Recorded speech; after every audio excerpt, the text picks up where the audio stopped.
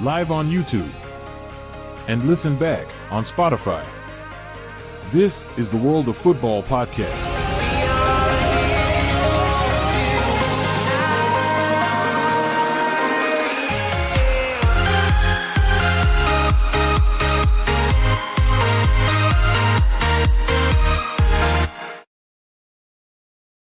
Good evening, and before we even get to anything, I've completely forgot to do something.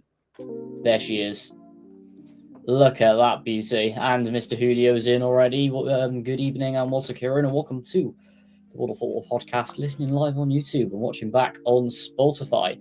Of course, this man right here, he's going to be joining us late as usual, but let's get right into it. Mr. Russell, how you doing? I'm not too bad, thanks. Just handling things amongst the personal life, but I'm not too bad. How about yourself? Very well, thanks, bud. But yeah, smashing through it, I guess. But you know what? Let's get straight into it. And we're going to start with some breaking news that came out just as while we were setting up, because we're both having camera issues tonight. Mm-hmm. And it comes from the BBC that Mr. Gary Lineker, the presenter of Match of the Day for the last 25 years, is going to be stepping down at the end of the season. No one's been announced to replace him as of yet, and there's been a few. We've already been discussing a few candidates backstage who could potentially come in and replace Mr. Lineker. But yeah, just breaking in sort of the last 10 minutes, and it has actually been reported by the BBC now, so we do actually know that this is genuine. So, Reece, what's your thoughts on this, bud? It was bound to happen eventually, in all respect. Like the change was going to come. Mm-hmm. I think, in essence, it's the right time for a move aside. Where they get the right person to replace them matters most. As long as it's not Jermaine Genius, Michael Owen, Danny Murphy, Enya Aluko, because she can't do maths, let alone talk about football. It better not be Gabby Logan. It better not be Alex Scott. It better not be Mark Chapman, because he'll bore us all to death, even though he's actually a nice human being. Just give it to Dan Walker or Alan Shearer and piss off. Yeah. Well, that's a fair shout. I mean, considering how he's grown the program for the last 25 years, I know in the early 2000s it did have a break for a couple of years while it went over to ITV when it was called the Premiership. Those were right. Well, it was way before my time. It was crap. Yeah, it wasn't great. And then obviously the BBC get the rights back. So that's another thing that I'm not sure of. Will it even keep continuing now he stepped down? Because at the end it's such an iconic program, they've got to keep. It'll lose viewers. They've got to keep it going. It will lose viewers, but it struggled after Desmond left as well. So it did. I don't know, and I've never missed a show. Simple. Julio, what have you done? What have you done? Say his name and he appears. I believe in Grant Hanley. What has he done?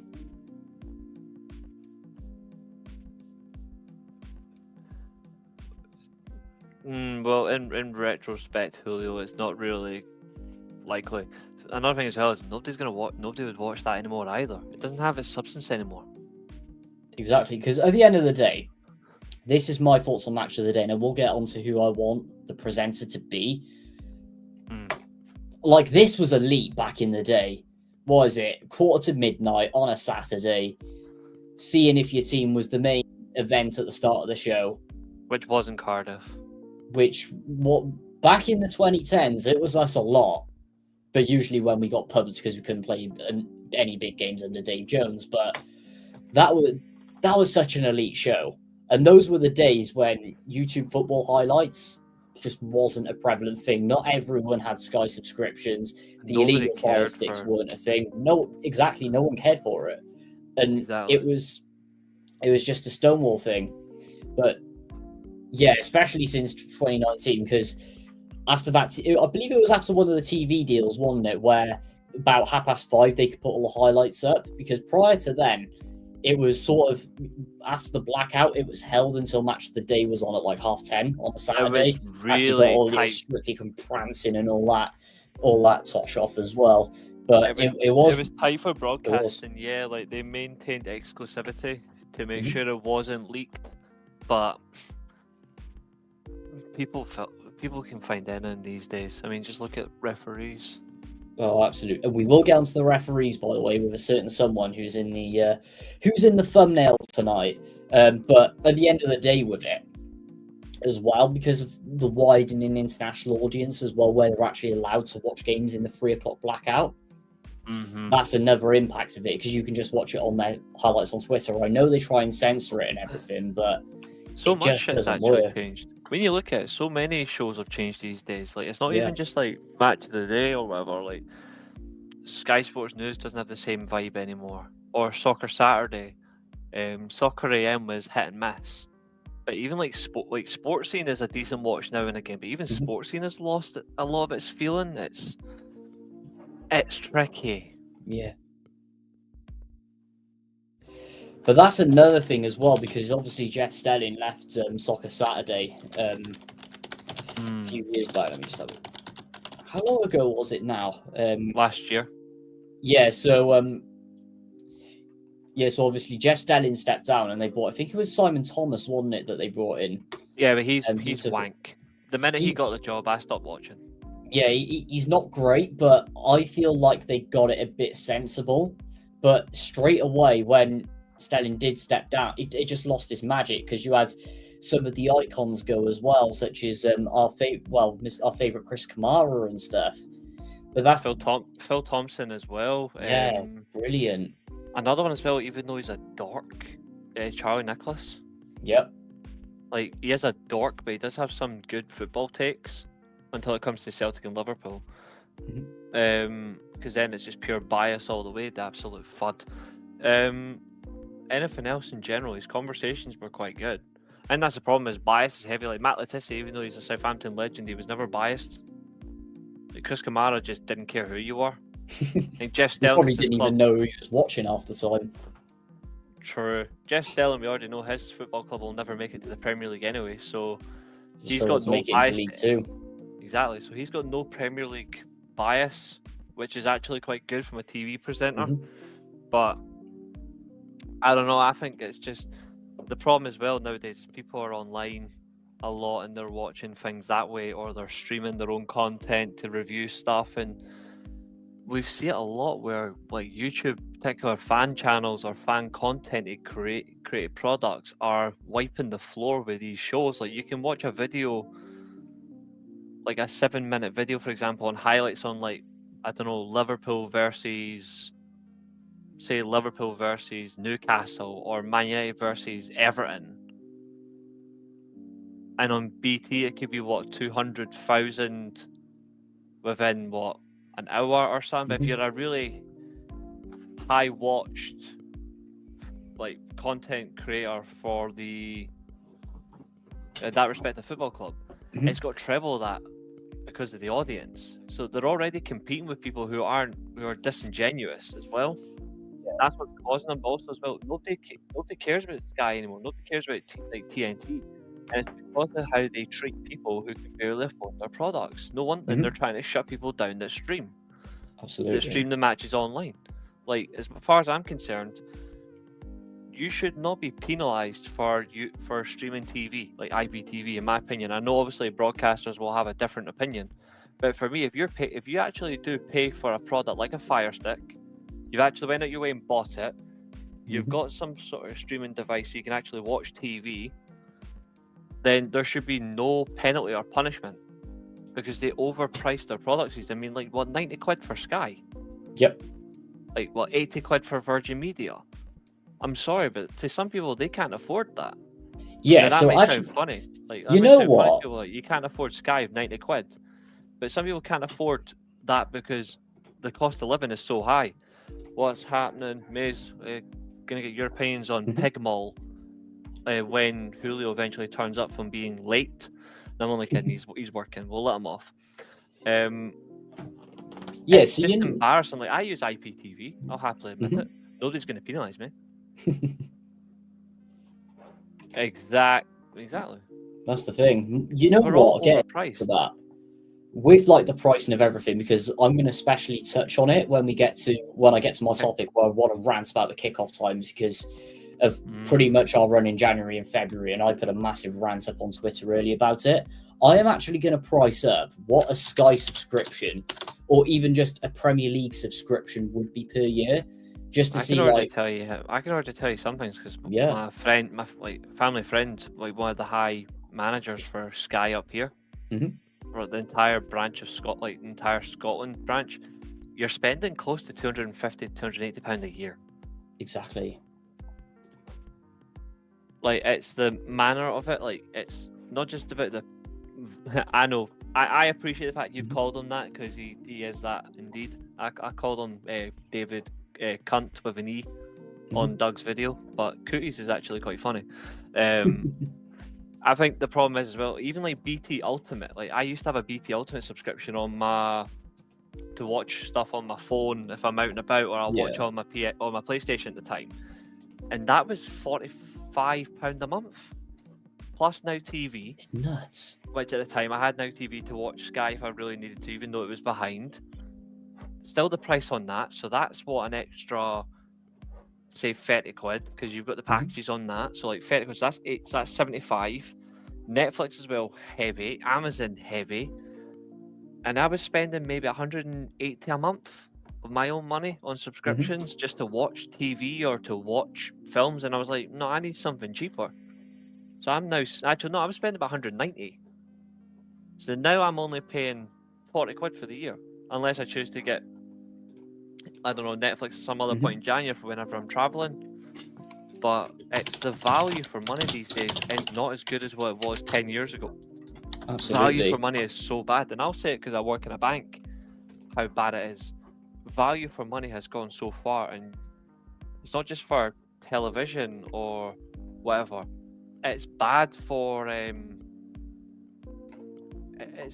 housing markets. It's bad for just for your weekly shopping. Like it used to be so much easier to do a weekly shop. You could do a weekly shop for 100 quid, 150 quid 10 years ago. Now you're spending what, 250 to 300, which is so bad. Yeah. So all right, let's do that. Good points, Maisie. Good points all round. We'll be coming to that very soon. But Maisie's made some great comments about kickoff, so star those comments and we can bring them up when we go to the topic. Absolutely, because looking at while I'm pricing this up, there's one comment that Maisie's put on that I massively disagree with. I have a feeling I know which one, or that one. That one. See, we will get onto that shortly, guys. Trust me. I was expecting you to see. I was expecting you to say stuff about the pay-per-view, but I'm all for it. You know, I've got a really nuanced comment about the pay-per-view, and I think that's just because of lockdown. But what's this? Yeah, I'm Maisie. I try my best as well, but it's hard for especially people who seem genuine but who aren't genuine. It's tricky to associate. Also, Maisie, watched it in the chat. What's your thoughts on Gary Lineker resigning from Match of the Day? Absolutely, and on top of that as well. Well done, Maisie. Well done. For everyone, put fair play to Maisie in the chat just for that. 4 people as well. That's incredible. That's insane. Fair play, Maisie. Honestly, that's how hard our jobs are. Like obviously for Maisie from the housing estate, from the housing situation. For me, it's purely for banking. For people that are struggling this time, it's going to get worse in 3-4 weeks. Oh, we're almost at Black Friday's only a week and a half away. 2 weeks away. Black Friday. We're all screwed. 100%, man. It's interesting. We to be fair, Gary Lineker, he's a good guy at some extent, but there's some things with him that's so wrong. And obviously, he went downhill the minute Leicester won the league. That's when he went properly downhill. Coming into work in nothing but your underwear should be, for me, a sackable offence, even though he made it as a bet. Like, even if you do that as a bet, you should not be upheld to that. You should have been sacked on the spot. 100%. Right, I'm just nearly done with that. So the question, sorry, let's bring this one back up from earlier, but I've got a question for everyone. When was the last time you actually sat down and watched a full episode of Match of the Day? Just going back to when I've mentioned that it's For potentially me, a little bit outdated. the last full episode I watched was when I was in London back in August. That's interesting because last time I think I can remember watching it was when Cardiff were in the Premier League, and that was just to literally see us on Match of the Day. Ever since then, I've just had absolutely no reason to watch it, pretty much because I can just get the thing more on demand with like YouTube and stuff. Yeah, exactly. And I'd only watch it for United stuff. But the minute they brought in Jermaine Genius, and obviously they haven't anymore because obviously he got the bin, but when they brought in Jermaine Genius is when I started to phase out. Yeah. Because the guy talks like an absolute spaz. I can't stand him. I'm hoping Dan Walker gets it, Maisie. Like, I hope Dan Walker gets the role. The suggestion that Nathan's got is good, to be fair. You know, it's mad because he doesn't do Sky Sports anymore. It would be kind of cool if, because we mentioned his name backstage, it would be and we also mentioned him live, it'd be cool if Jeff Stelling was offered the job in Match of the Day. Yeah, so that's a good shout, actually. Because I know I'm pretty sure he's still like looking for work and stuff, and he's not fully retired as of yet. Like Alan McCoyston. It's a good shout. Like, why not like Clive Tildesley? Yeah. The sad thing about that though is obviously Micah's great, but Ian Wright's stepping down as well. He is, because I think he's gone on to other projects, hasn't he, as well? See, she's already in there. 100%. Let's get the comment. She's in for bring Jeff from. Just picture that as a Match of the Day panel. Jeff Stelling, Alan Shearer, Chris Kamara, and I don't know, maybe Micah Richards. All round, I would actually watch that. It would, because that's the thing. It's not just going to be insightful analysis because they're very good at what they do. Yeah, I do rate that as well from Ian Wright, but. To be fair, Alan, like said, because Alan Shearer's been on it for so long, that's why it's just like you've got to have some sort of like long-standing presenter. You can't just get rid of them all because that's when your shows lose substance. Then you like we've seen that Soccer Saturday for prime example. Look at the amount of changes that's had. Yeah, you can't bin them all at once. Yeah. If Alan Shearer had left and not Ian Wright, then I'd be okay. But then you got rid of all of them, and it's hard to keep it. You know, I think if you get rid of all your presenters at once, you lose all your viewers. And you lose enjoyment of the product. But that's the thing going on. As long as Karen Carney doesn't get or whatever her name is, doesn't get the fucking job. Oh, yeah. She fucking sucks at talking football. Oh, dreadful. So and no, keep Enya Luco as far away from the Match of the Day job as possible. No, just keep Enya Luco away from football. Just keep her away from football. She can talk about, I don't know, she can talk about ice skating or badminton, which is the favourite sport of the channel for insulting people. She can go and talk about badminton.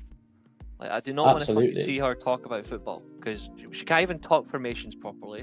She can't even talk about how a team sets up correctly. She can't even talk about fucking basic numeracy. She'd probably do well in my job. Sarcasm, people. I'm being sarcastic for a change. But like, she's the worst female presenter I've ever seen. The only reason I don't want Alex Scott to get it is because I like what Alex Scott does elsewhere. Yeah, I agree. I think it'd be great. Not gonna lie, Maisie, I would be all for that, provided they bring in Kate Abdul. If they bring in Kate Abdul, Thierry Henry doesn't cope. Especially on BBC, they would let her run with it. I need that. The only one I like for some reason is Kate Abdul, because I just like the fact that she takes the mick out of all of them. To be Farrah fair, Williams, I don't understand. Like, here's the question: who's the worst one you've listened to? For me, it's 100%. I mean, I think Farrah Williams is a dork. For me, the worst one has to be either Enya Luco or Karen Carney. Worst one for me is Enya Luco, and it's just because of the takes. But to flip this on its head, I'm actually quite impressed with Sue Smith on Sky. Sue Smith? Yep. Okay. Why? It's a detail. She's always good. been that. She reminds me of like Sue Barker when she hosts tennis. You know what I mean? Like, she's right in on it. She doesn't hold back on her comments. But even when she was doing football discussions as well, Sue Barker, she really is good. Yeah. Gabby Logan, the only reason I don't want Gabby Logan is because I feel like Gabby Logan loses the... She starts off well making a point, and then she goes off on a weird tangent, and then she loses it, and then she struggles to rein it back in. She's a good presenter, but she does have that tendency, and I think that could be quite off-putting. Who else? Saying that as well, another suggestion, Laura Woods, because I remember when I was watching back the coverage of us against Leeds, I was impressed. Presenter-wise. Not now. I would have said that if it hadn't been 3 weeks ago. If it hadn't been for 3 weeks ago, I would have said no problem to Laura Woods. But then she got, because she's so associated to boxing, and obviously she's with that clown of a boxer as well, she's now fully going out all in on the whole conversation of the Algerian boxer who was at the Olympics. And she's made herself so disassociated from the actual topic in hand that she basically ostracized a sport for that. It would be absolutely rubbish. And I think, and I agree with Maisie, to be fair, the only reason Laura Woods is on there is because she's blonde and she's semi-pretty. Like, who is actually, you know who actually I wouldn't mind? I haven't seen her on TV in ages. Chris Coleman's wife. She used to do Sky Sports News. Oh, what's her name? There's another one as well. There was a brunette one that used to be on Sky. Oh, Charlotte Jackson. Well. Yeah. That's a good show. Not too bad. Yeah, Charlotte Jackson's good. Who was the brunette that used to be on Sky Sports News as well? It was either brunette or black hair. I'm bad for names. Yeah, I know the one. He was class, to be fair, as well. I'm better at just remembering their faces and remembering how they speak, but I'm terrible for names. I like the female that's on Sky Sports. That's it. Thank you, Natalie Sawyer. The last that does Scottish games is good. The last that does the Scottish games, actually, the blonde that does the Scottish games. I am not daydreaming. I can't make the joke on it. We're getting cancelled. She is gonna what she says though. Who, me? No, Izzy Christensen. Oh, Izzy Christensen. See, when she starts talking, I feel like a tractor's moving. Oh my god. But the thing is, though, is like it feels like a tractor is moving because it's so slow. But then when she really gets into a point, you can tell when it's something particularly passionate about, she just gets into yeah, and I like that about her. Like, I like the fact that she's got the passion behind it, and the way she can stand up to some male pundits. She does really well on that. I'm trying to be careful here because May's going to come back and say stop daydreaming when I'm fucking not. Is she on TalkSport now? Nah, to be fair, I don't pay much attention to TalkSport, but I do like Natalie Sawyer. The women match of the day. Yeah, true. What have you done? Yeah, don't just Google it. No, fuck's sake. That's why. Not a chance. I mean, to be fair, that's true. I mean, I've got to be careful. I tell you one thing. See that. Yeah, I would take a whole match of the day. I would take a whole match of the day run of Charlotte Jackson, Natalie Sawyer, Micah Richards. I'd be there all day. I'd be like, let's just go 4 hours, maybe 5. What has this show turned into? I've got no fucking clue. I blame Maisie. How am I drooling? How am I drooling? Fucking behave. But you're going Maisie, back. You'd be like that if Ruben Amorim was a presenter on TV. So you behave. I'm probably going to get Ruben Amorim comments now. Watch. I know. Because she can't help herself. Oh, so bad. I'm just waiting for Julio to make his typical comment about which Twitter personality he'd have as a pundit, because he fucking follows them all on Twitter. Oh, Julio, check him in. Follows, replies. Which one? All his favourite football Twitter accounts. You host match of the day this week. Oh dear. But anyway, going back to the costings of and that's what I the same said for me, Mason, when I talk about pundits. So there you go. Job done. Oh my god. Right, hold on. What is this? Admittedly, What I is do this? one thing to Norwich in the praise Norwich in the for, though. Championship are like a married couple who are just forced to be together. What the fuck, TikTok? I never asked for you to pop up. Reece has a love affair for Pookie and Josh Sargent. I have standards, thank you.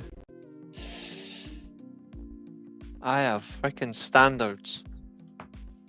I'm not surprised. What I will say this very quickly to Norwich, though. I have one thing to thank them for, giving us probably the best limbs I've ever seen in my life. Oh. Ouch. Just my latest TikTok's hitting really high views, fucking hell. Good lad. Alright, carry on. But yeah, going back to what I was saying earlier about the costings, so I worked it out, and Yes. this is for the cheapest Sky subscription, cheapest BT subscription, which you have to buy with broadband, and Yeah. Amazon Prime, £587.88 a year. I thought so. The value is horrific. It's disgraceful.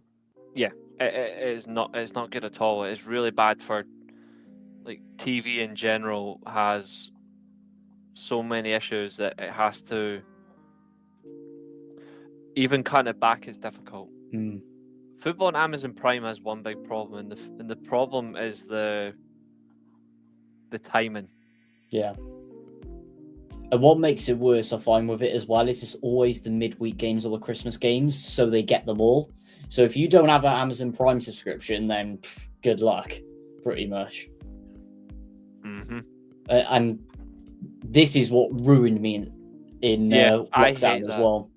Yeah, I hate that. You can be watching a game of football and then boom, you've conceded, and you're like, Man United could be playing, I don't know, Leicester, Yeah. and then boom, we've conceded. And I'm like, can you fucking let me wait and see how shit we are first? Like the whole David De Gea thing when De Gea got knocked out on the ground against Arsenal, or De Gea's deed. I'm like, what? Someone shot him for his bad performances. Hold on. Oh no, he's just on the ground after a shocking save. And I'm like, thanks for ruining that. Mhm. As long as it's not fucking Premier Sport, they're awful. Oh, shocking. Who remembers Viaplay as well? Don't even bring up Viaplay to me. They're a disgrace.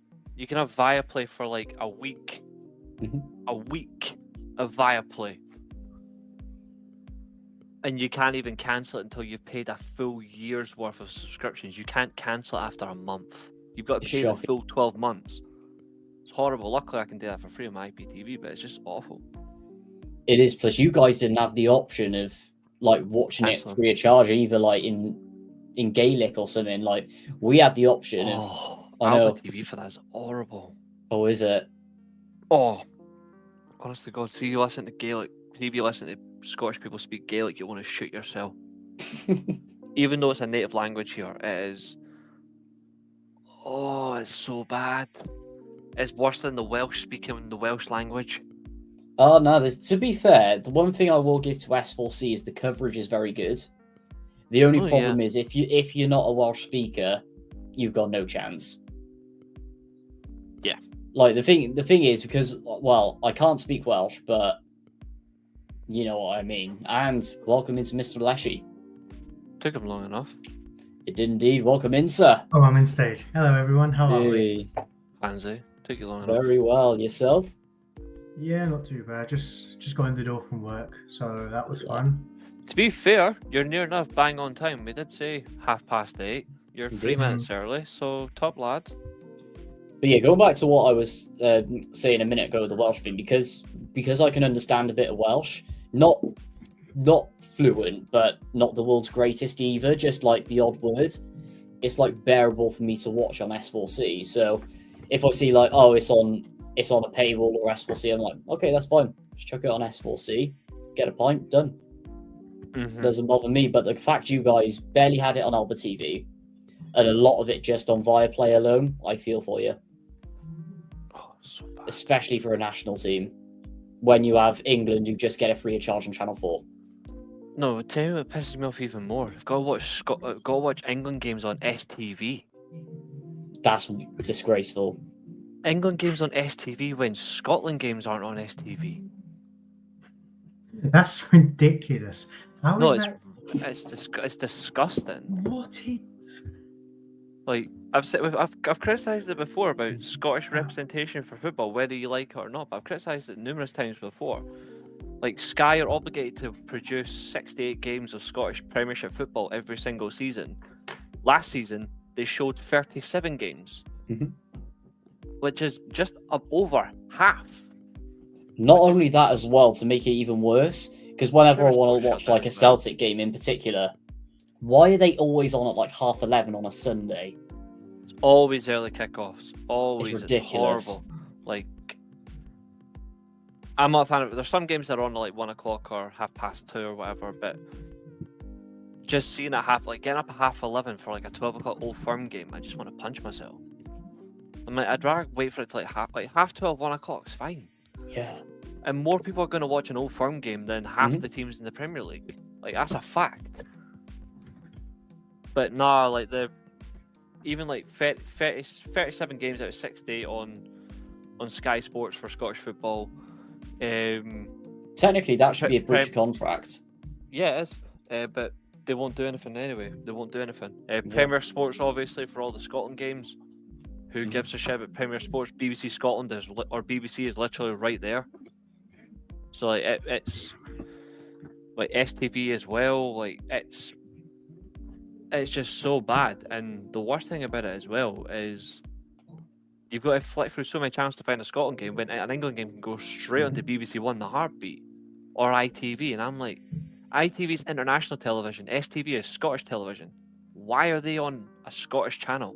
Yeah. And that's nothing against English in any shape or form. Like, I'm not calling out England in any way. But then it's like the same for us. We have to put up with English ITV. We don't even have our version of it. Exactly, and whatever's on ITV, we just have to put up with it. And like, if you switch on Good Morning Britain in the morning, for example, if something major happens in Wales, will it be on there? No. They'll probably just say another sheep got lost, because that's all they ever say about you lot, which is a shame. Absolutely. It's just, it's pathetic. And like, if you want to watch, if you don't have an IPTV but you've got like Triller TV, that's the only place where you can watch Portuguese football. And you've got to pay the $9.99 monthly subscription for Triller TV first before you can watch the football. And that's other events, but still, there's some things where you have to pay extra for. But like, it's just how bad consumption is for sport these days, but also for anything in general that you like. You've got to pay over the odds just to watch what you like, and that's not how it should be. Absolutely. That's why I'm proud to do IPTV. I'm proud that I use it to cheat these clowns, because I'm sick of paying so much money. And fair play to you as well. It's been conning people for what, fucking decades. Because the one thing that I will give before I just get on to Julio, obviously about match of the day, and this part of the segment before we get onto my rant, this is about the early kickoffs anyway, because I did want to slide that in because of my tweet earlier today. But the one good example I will give of a company or a sport keeping the cost down is what WWE have done with the Netflix deal. Because before, if you're an international fan, and obviously it wasn't as bad in America, but as an international fan, in particular in the UK, you had to have a BT Sports subscription, Raw, SmackDown, NXT, etc. Or Sky Sports, also, as it was, and when in my opinion, it was a lot better, as opposed to, and then also the WWE Network subscription for everything else and the premium live events, which was just a necessary cost, and it was going to cost you, what, 30 quid a year? No, not 30 quid a month, sorry. Something like that, yeah. Which is insane to watch everything. But now, Netflix subscription, bang, done. Pirating keeping the costs down, sorted. Yeah, and that's maybe the way that the Premier League or someone else should explore it. I know the Championship have obviously done it with Sky Sports, but I'll get onto why I absolutely hate that TV deal. The new one, but now we're what? August, September, October, about 4 months in. I'll get to that in a moment. But Julio, starting off with a match of the day and leading into what we've been talking about, what's your thoughts on it, bud? I mean, Lineker stepping down. I think Reece hit the nail on the head when the first thing he said was it was bound to happen. It was going to come a day. The way that, like the last couple of years, changes going on in the BBC and how the BBC have operated. Mhm. You know, there was that match of the day because of protecting their nonces as well. I can see that Allegedly. comfortably. allegedly. But you know, there was that match of the day show because I can't remember what caused it, but just none of the commentators, none of the presenters, no one put themselves forward for that show. Mhm. I can't Oh, remember that what was it- when Lineker was done for a tweet that was seen as him not being impartial. Yes, Yeah. that one. That was bad, to be fair. That was awful. Something like that, I guarantee you will have stuck with him since, like leaving match of the day because of that. Yeah. If you're in a workplace and you're being told, right, this, and that for what he did, Mm-hmm. we all respected the way everyone stuck with him. Mhm. But something like that would have played on his mind. I think doing other, I mean, he's already stepped away from TNT Sports from doing the Champions League games. Yeah. Yeah, I think it was inevitable he was going to get kicked out of that anyway. Yeah. They were... But then I think the way things are moving now in the media in football, I think, for instance, the fact, you know, he does a podcast every week with Shearer and Micah Richards, and that is a barrel of laughs. That is hilarious to listen to. Mhm.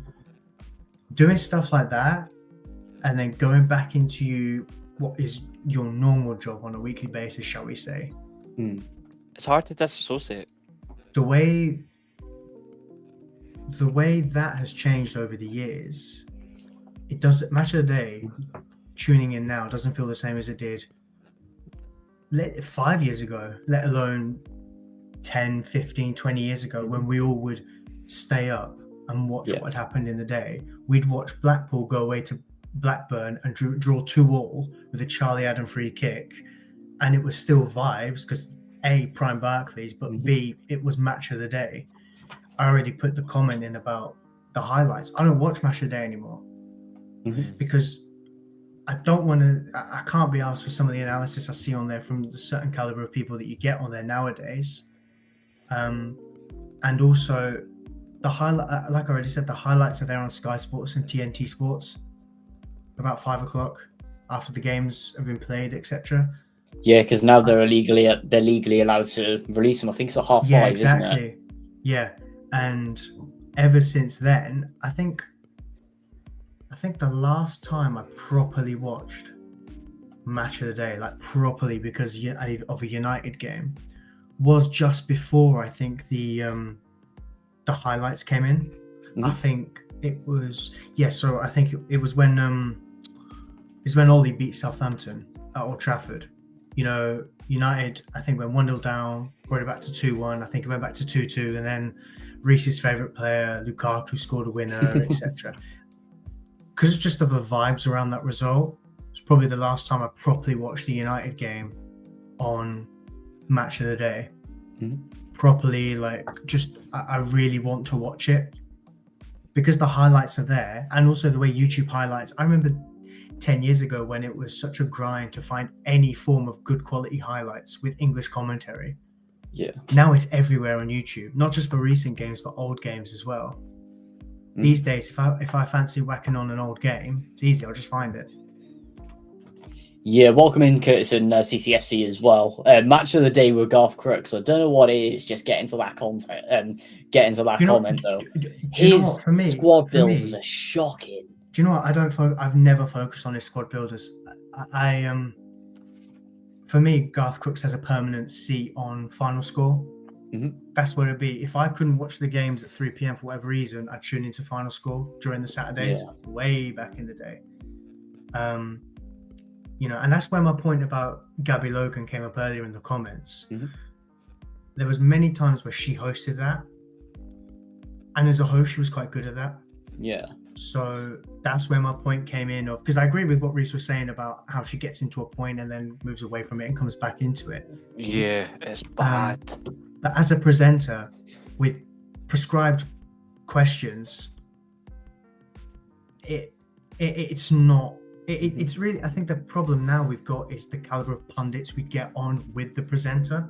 Yeah. Like I still think Mark Chapman would be a decent sound replacement because we've seen him he's almost he's basically ready-made. He's a He is. ready-made replacement. Just He's not because the too fact he's bad. done match The of the problem day is 2 like- for years. He's not too bad. I just reiterate that I think at times he can be just quite boring. Hmm. It's not I his think- fault.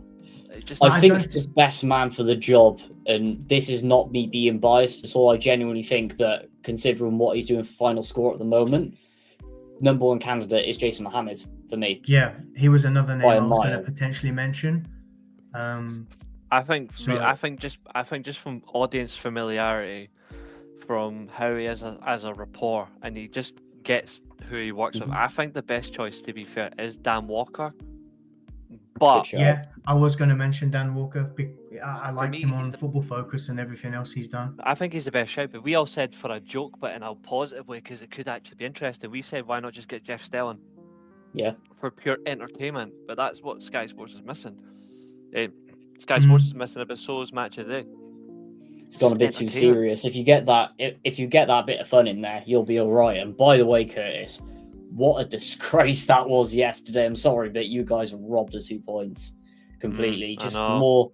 We'll get onto it with the PGMOL. Shout out to but Shout out to Curtis as well, actually, Yeah. because he's been sharing the World of Football podcast link in his Legend. recent videos. So he messaged me that the other day, actually DM'd me to say that he was putting our link in his videos. So he doesn't even have to. None of us asked him to do that. He's just done it himself. So I really appreciate it. Thank you.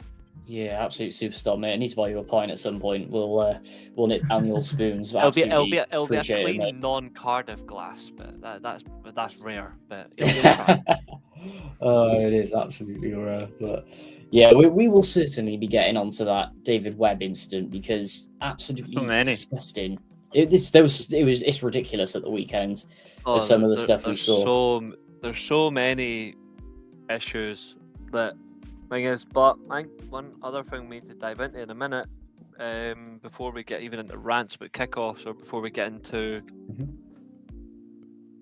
before we get in Referees. my worst nightmare, because I'm sick of talking about them, little Mhm. fucking fuglies. Fraud Watch is back. Except Fraud Watch has claimed 2 victims. And they've already been replaced. So, well, one of them's already been replaced. The other one hasn't yet. So, we'll do with the Fraud Watch that has yet to be claimed. So, See you there, bud. actually, no, there's 3. Actually, hold on, I'll be generous. There's 3 Fraud Watches. So one is obviously Juric from Mhm. Roma. So we'll talk about him. Fonseca has currently survived Fraud Watch, but his time is coming. And obviously, the other big casualty was Mr. Ten Hag. Now, obviously, he has not escaped Fraud Watch. Fraud Watch has caught him. He's been sentenced. And he has been judged accordingly. He has been judged with termination. So, Fraud Watch has beaten the Dutch. But who else needs to go on Fraud Watch, gentlemen? I think one name. Well, this is literally from me just seeing reactions of certain fans on Twitter and sort of the way they've been playing as well. I think I know where he's going with It this pains one. me. I know it pains me to say this, and I know how much myself and also you as well, Curtis, respect this gentleman. But Steve Cooper for me has to go on there. Yep, He's one he of those is on the managers list. that, especially what we saw in the Championship when he took Nottingham Forest into the Premier League, he is now trying to adapt to the league, In the and it worst way. has not worked at all, and it's happened in the worst way, as you said. Absolutely. He is also on Fraud Watch. Ange Postecoglou is now entering Fraud Watch, even though I do He's like Ange. creeping into it for me. He, I do he think is He's got the entering Spurs and- bug. Yep, he's now entered Fraud Watch, and the last one to enter Fraud Watch, and I think he is not going to escape Fraud Watch, is a very specific, boring, ridiculously stupid, indictful little prick. Sadly, it's not Brendan Rodgers. I wish, but it's not. Philip Clement is Oh full my on God. 100% in Fraud Watch. So there's a lot of culprits, but the question is who is claimed next by Fraud Watch? It's not going to be Jurch because he's obviously been sacked. Lazio have already replaced their manager. They've hired former Sampdoria and AC Milan manager Marco Giampaolo, who was famously replaced after 5 games by Stefano Pioli. So, yeah. On top of that as well, I think that Gary O'Neill, another member who is very teetering there as well, He's he's the name I safe was now. going to mention. I think he's safe after that Southampton result for a bit. Who, Russell Martin? No, Gary O'Neill. Russell Martin is not safe from fraud. Russell Martin is like the He is king of fraud watch unfortunately at the going- moment. Unfortunately, he will be saved by that bloody board. But he is To be Fraud fair, Watch. I forgot how much Reece likes the hipster appointments. I know. We should And put just Reece the on hatred Fraud of the Watch. Southampton board as well. If I like hipster appointments, why would I ever not like? Then why did I never praise Graham Potter? Because you're still milking the cash cow that's Michael Laudrup. That's because he's cool. Graham Potter is not cool. Does Laudrup have aura? No, you absolute gimp. Mute him. For that comment alone, mute him. Just a sinister laugh. There's the mute. Only joking. It's not that. It's certain managers need to have They do need a certain swagger. But they also need. Well, I take this. But they need to have an element of adaptation, but also proactiveness. And there's so many managers that don't get it. I know, Curtis. There's a trend. Some of them were good. Some of them are shit. But most of the managers we mentioned on Fraud Watch all have one thing in common. They really are bad at reading the room, especially for results, and they don't take accountability. Well, that's old school, fella. It's not the only one. Well, up there. I am kind of surprised Cooper hasn't gone yet. I thought the board would panic a few games ago and do it, because I think the problem Steve Cooper has is he came into a side that was playing predominantly possession football last season, and it wasn't a team he took up. And I think a lot of the recruitment was done around him as opposed to with him. And this is a team that, for example, they've signed 2 Palace reject strikers in Jordan Ayew and Odsonne Edouard this summer. He has really not worked.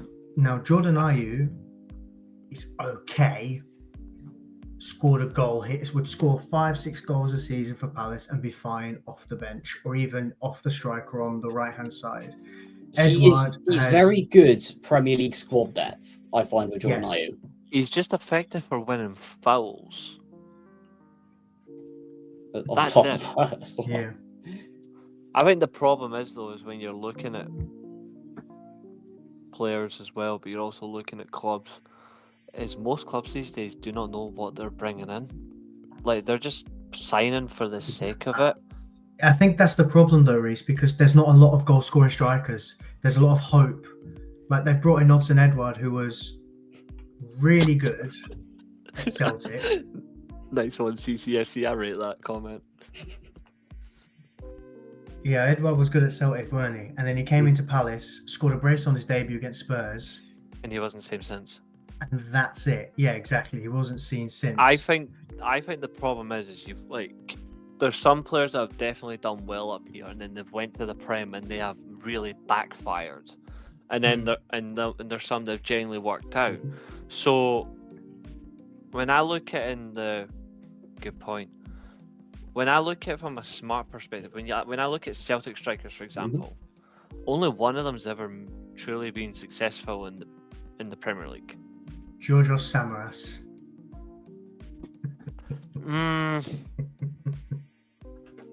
To be fair, I was going to say Moussa Dembele. Moussa Dembele. He didn't have a lot in the Prem. Mostly at Fulham. No, I know he was at Fulham, but I'm pretty sure most of that was in the Championship with Fulham. I think he had half a season with Felix Magath Oh in my God. the Prem when they got relegated. Felix Oh, McGath, that there's Fulham a team was throwback. horrifying. And then But that's after the thing, 4 that's years the- in the Championship, went to Celtic and Mhm. then bossed there. And then he went to Lyon, I think, straight after. He went to Lyon, yeah. Yeah, he did the rounds a And he- bit, didn't he? And now He's he's a in decent- Saudi, I think. He was I linked thought to he'd he was be- linked to Man United at one point as well. He's a Yeah, good when we striker. signed Igalo. I thought he would have been a Mhm. great pickup for us then. I think Yeah. I think when I look at I think when you look at Celtic now, I think those Celtic players now would do well in the Prem. I think they would now. I think some players they may have had in recent times, no. I think there's 3 players in that Celtic team that walks into the Prem and does well instantly. I do think a lot of around that era, sort of 2014 to 2018 Celtic as well. They I weren't do tested. think it went it went untested. I mean, it didn't do great in Europe, which is a bit disappointing considering some of the quality it had. Mhm. But obviously, because you didn't have a Rangers following behind them, Aberdeen were hit and miss as well. And then you had the problems with Hearts and Hibs, who just wanted to yo-yo up Massive. and down from the Championship. They And then were Kilmarnock atrocious. bottled it. They Mhm. did. Kilmarnock bottled It's it. just St. Mirren were bad. floating. It was no offense, but it was a farmers' league until Rangers came But back that's- up. But And that's Even the that Hearts took problem and with a Hibs couple got of their years stuff for them to together, get you know? cooking. Yeah, That's the problem with SFA as well. Is SFA does not flood money around the league well. I mean, Aberdeen have built their team around one sale. Mhm. One sale, and they're flying right now. And that says a lot. But when I look at recent players that Celtic have sold, only one player generally has been decent in the Premier League bar injuries, and that's easily been Tierney. It says Brew King. I got it for Secret Santa last year from one of my colleagues at work. love it. It's a really big one as well. It's massive, and it came with socks. One player I'm glad to see is playing for Brighton now, and I did say for a long time I did want Man United to Matt sign him. O'Reilly. I rate Matt O'Reilly. I think he's quality, Mm. and I don't get how the heck he's fucking Danish. Mother, I think. He's got He the was most. born- He's He literally was got born the here most. in London. Yeah, he was born in London, He's got raised the in the most- Fulham Academy. He's got the most Scottish name ever. Matt O'Reilly is the most Scottish name you could ever you could get. Let's have a look. I'm pretty sure it's in his mother's side. I don't know if it's her or maybe through grandparents or something. Something's got to be Danish, because it's definitely Yeah. not the cheese. His full name is Matthew Sean O'Reilly. See, that's fucking. He's a fucking Scotsman in disguise. Shame, really, because he would have been fucking. He would have balled in this Scotland team. His mother's side of the family was Danish. That's why he declared okay. Danish nationality, and apparently he can speak a decent amount. To be fair, His words, by see the when way. I. The decent be amount, fair. I don't know what that means, but I am rolling on the floor laughing. Have you never seen that acronym before? well, Oh, I don't think he's figured out the CCFC. I don't know if you ever figured if that's what you meant. Old acronym. I really do like Matt O'Reilly. I think he's a quality player, and he is balling for Brighton. Obviously, the I injury- did want You to would have talk been about this, by the insane way. in your system. I did want to talk about the would Swansea have sale been- at some point. I actually think that in an Amorim system, he would actually be really bloody good in that midfield too. You know what? Let's get this bit done now. Sorry to interrupt, Reece.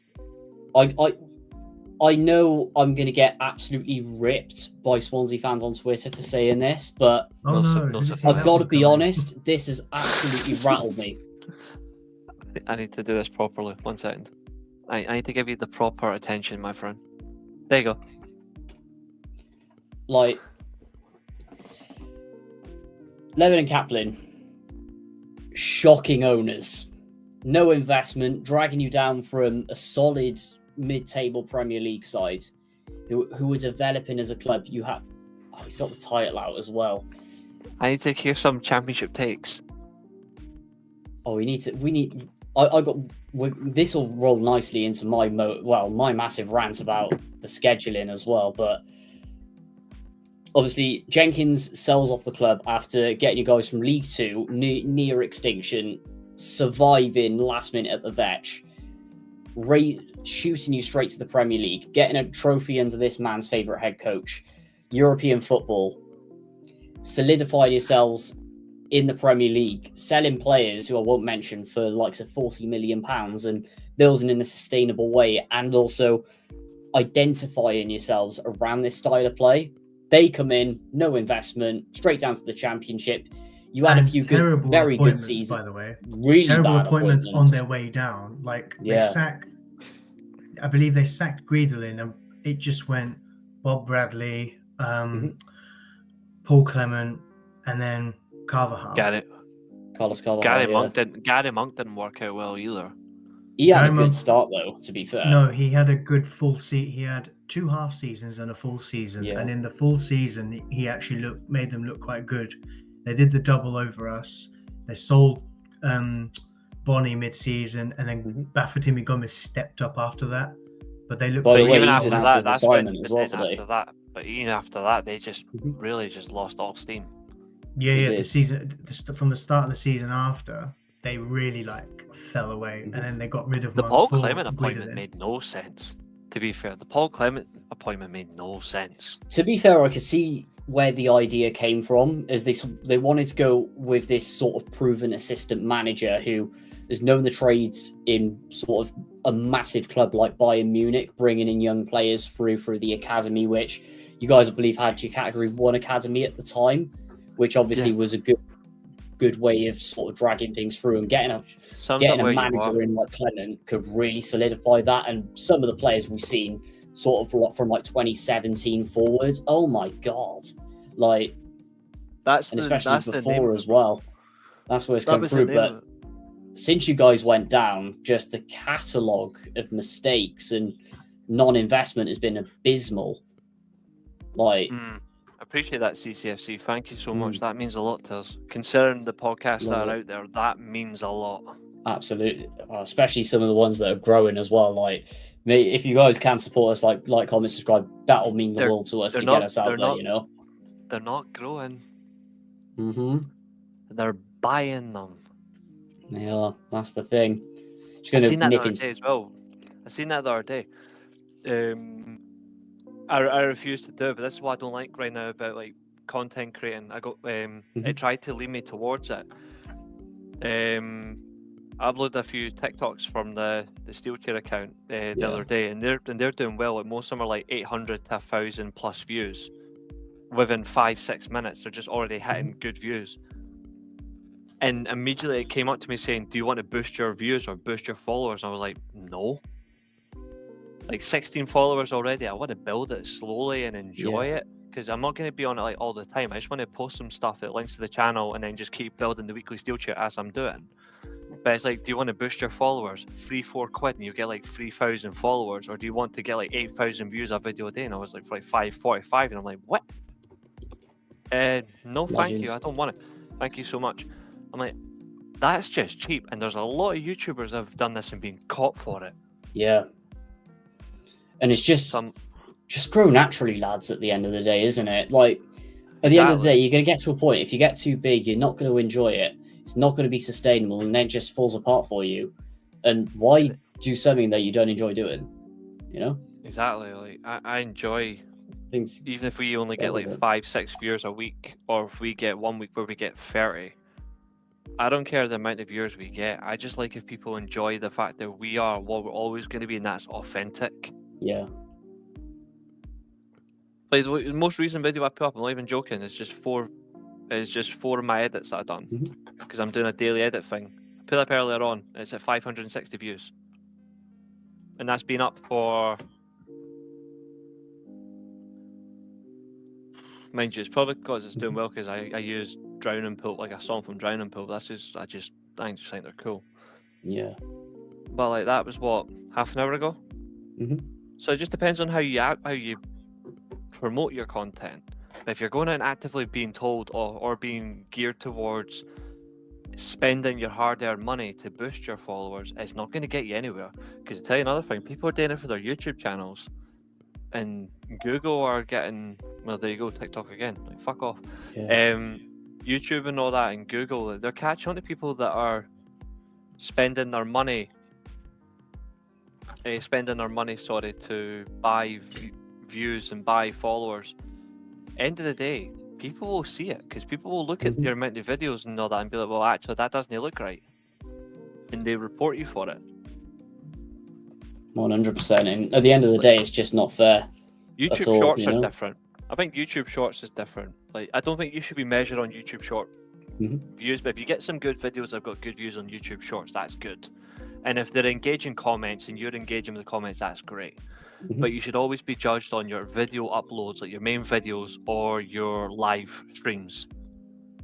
If you're not, then you've got nothing, eh? So I think that's where the real judgment comes in. That's where people are spending their money to get followers. And I'm like, nah, I disassociate. There was a Liverpool one that done that, I'm pretty sure. I think he got called out for it. But I don't know what the legitimacy was. It was I think it was, again, I didn't pay attention to it. I saw a video of it that got produced and it happened. I think it was Stephen Stubbs. Yeah. And he got hounded, didn't he? Another Liverpool YouTuber went through his videos and was just comparing all his views and shit. And went, how can you go from 150 views on one video to 7,500 on the next? Like I can immediately say how my video spiked in April compared to, say, last month, because WrestleMania season is huge. Yeah. So I know I'm gonna get, like, I know if I got like over 150 subscribers over WrestleMania weekend, but that's because it's big, content is huge. So it's the same for like World Cup season or Champions League final. If you're promoting content during certain periods of time, you're gonna get big spike in viewings, big spike in subscribers, and that's genuine. And then you can justify it if it declines later in the year. But it doesn't overly decline, it just comes down a little bit because it's the period of time where casuals are just more effective. I completely agree with that, and fair play for calling it out. No one calls it out, that's the thing. Oh, I always will. Any genuine content creator that works hard deserves to get the views they do. I mean, I'm not gonna, like, there's times where I can have like 6 or 7 people in my live streams, and you know what, I'll still take that. Because that's 6 or 7 people that are liking what I'm doing. Or if it's myself and Ailey, like 2 people working hard, enjoying what they're doing. Obviously, it's going to get a lot better in the new year when the gaming PC is up and running, because I'll be doing it with OBS and stuff. But in the visualization, it'll be a whole lot better. It'll be done more differently to what I'm already doing. 100%. But it's the same with this channel. Like, me and Nathan will be doing double the OBS. Julio's going to hate us, but it's going to be get hot. And I think that's how we build up our content is true, and how we build up our content week to week. There's some weeks where we may not be on. That happens, but we come back and we make the shows even more entertaining. And that's why we do it at the end of the day, guys. And we absolutely love it. But just going to run through a few more comments before I get on to Curtis's, where I get to have my rant. I'll obviously let Julio chuck his bit in as well. Definitely the Wolves game with the Hoylett goal, 100%. Absolute legend. Question for you guys as well, United fans. Yeah, Gabriel Biancheri. Can't believe we lost him. He's a decent player. I think he's going to get more game time to come in pre-season. I'm not sure. I think he might have another year or so away. But he does have I think he does have a future in football. I'm not sure if he has a future at United, but he is a decent player. I think there's an element to him that's really exciting. I just think there's going to be an immediate pecking order where he seems to just drop down a bit, but I do like him. I do like him. That's absolutely fair. But, Julio, do you have anything else to add before I get onto my rant? And I know Curtis is going to back me up on this 100%. Just on the Swansea one about the takeover, I think it's. I mean, you could always do worse. That's always a fear, but like for Swansea fans' sakes, you'd hope, because you're finding a lot of American owners coming in and just having no idea. Yeah. Like, let me give you an example. The year they got relegated, so 17-18 they got relegated. Summer 2017 they sell 2 of their best players that almost single-handedly kept them up in Pedro Sigurdsson and Llorente, and they spent the money on a couple of previous players, a few loans, and obviously a couple of players from Spain, I think, who no one had ever heard of, pretty much. One of which was a 12 million euro signing of someone called Roque Mesa, who, come the end of January, was back on loan in Spain. And considering they'd hired Paul Clement at the beginning of 2017 in January, they sacked him at the end of 2017 in December. And also, I think another thing as well, and I know I've mentioned that a few times on the channel, but one thing they really got wrong was the sign of Renato Sanchez. Yeah. Phenomenal player, but he went to the wrong club twice. Like back to back, he should never have went to Bayern. Not because I'm saying he should have went to Man United, but just in general, he went to the wrong club. But he was never going to get in that Bayern team regularly. And Swansea for him was like a death sentence. I don't know why. I don't know why he went there. I'll never forget that pass into the ad holdings. He's still a baller. Like he still is. Like he's still good to watch. But it made no sense, and it took him a while to fix that as well and turn it around.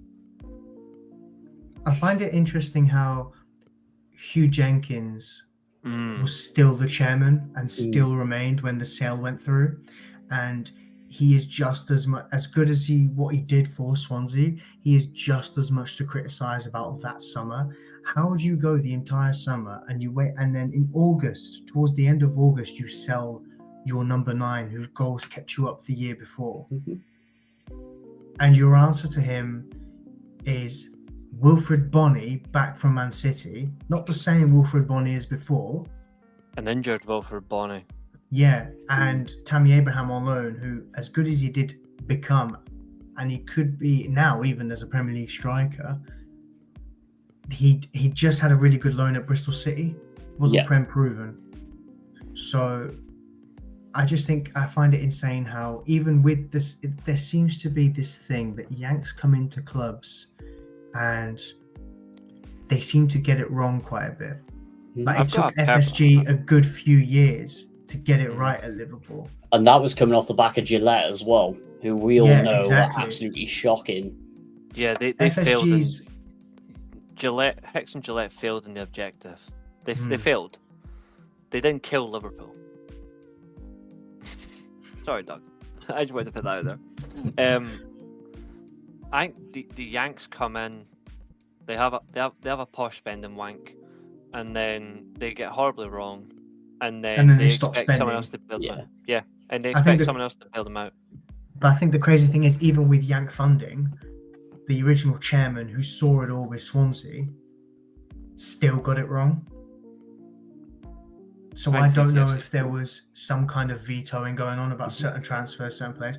And also, that summer, transfer fees inflated everywhere because Premier League had new money. This was the first full year of the new Premier League, like layouts and everything. Like obviously, the deal from Barclays to English Premier League happened the year before, but this was the year where, because the money coming off the back of the previous year, everyone was spending mad money. Like Swansea was spending 16 million quid on a relegated Sam Clucas. To be fair, Man United were spending big as well. No surprise, but they were. Well, you guys did. Lukaku, Matic, and Lindelof that summer. Yeah. But big Sky money. Sports, exactly. Sky Sports have now brought up the Lampard's applied for the Coventry job. Apparently that's had 80 applicants as well.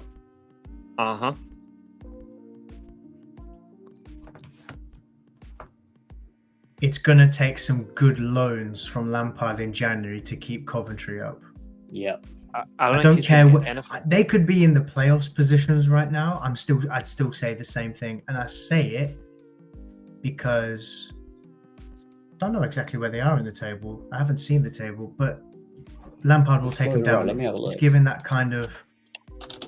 It's given that kind of Rooney at Birmingham. It's Wayne Rooney without the beard.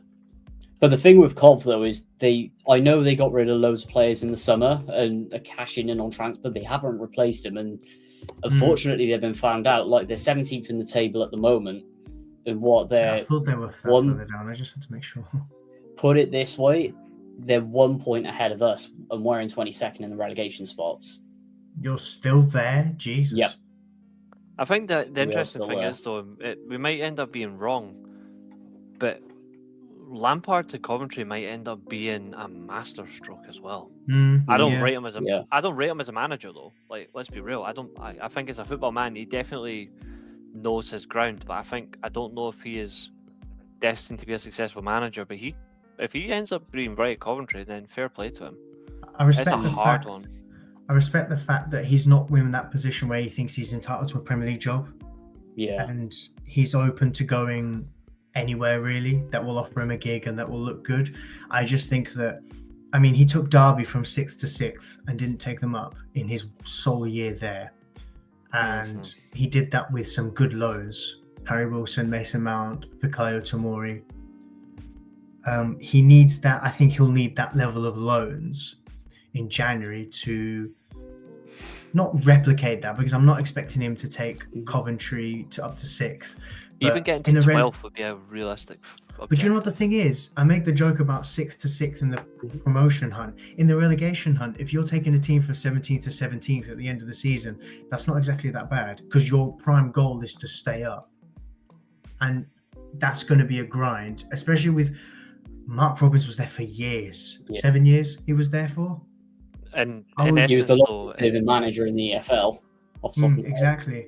I think that was insane to get rid of him, regardless of how bad it's looking, because the guy has been there. The guy has brought them up. The guy has done a lot with the club, and he's seen them through a lot of tough times. It's only because of him Cov fans pipe up and start rivalries when no one's listening.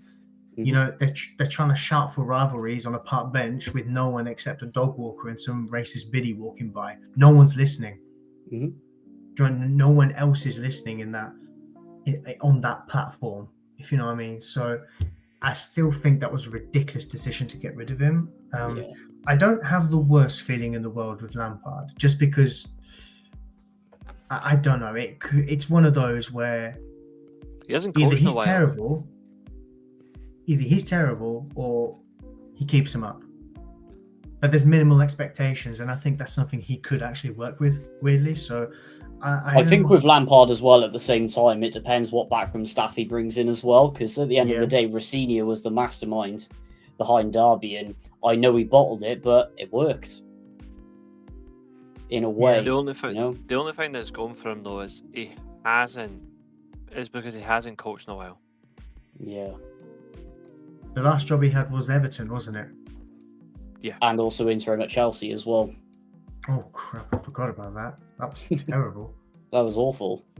But I think that was just because of the negativity that was surrounding the club at the time. The circus of Chelsea. Like, you had Todd Bowley walking into dressing rooms at half time. Yeah. Like, I remember saying back then, I was convinced we'd see a game where Lampard would get sacked at half time and then Todd Bowley would coach the team for the rest of the game. That's how bad it looked then. So I'm really intrigued by that appointment. 100%. I don't know how we got to Coventry from that. I'll blame Reece personally, just because I thought he might have sent me on a tangent there by bringing something up. But yeah, on the Swansea takeover, I just bloody hope for Swansea fans' sake, because it seems every club that gets Yank owners, it goes wrong, even with the same chairman there in the first place. So I just think that them going is good for the club, and hopefully they can get back up into the Premier League in their own rights or whatever, with their hipster ways, etc., etc., etc. I'm not saying anything. That's as much Swansea prop as you're going to get from me. Yeah. Which is completely understandable and fair enough. And just with that, we move on to my rant time. So, for anyone who's got a bit of context, it was based on my tweet from earlier. So basically, the Sky Sports selections came out for, when is it, January, February? Everyone's been stuffed. Like, look at this one from Curtis, for example.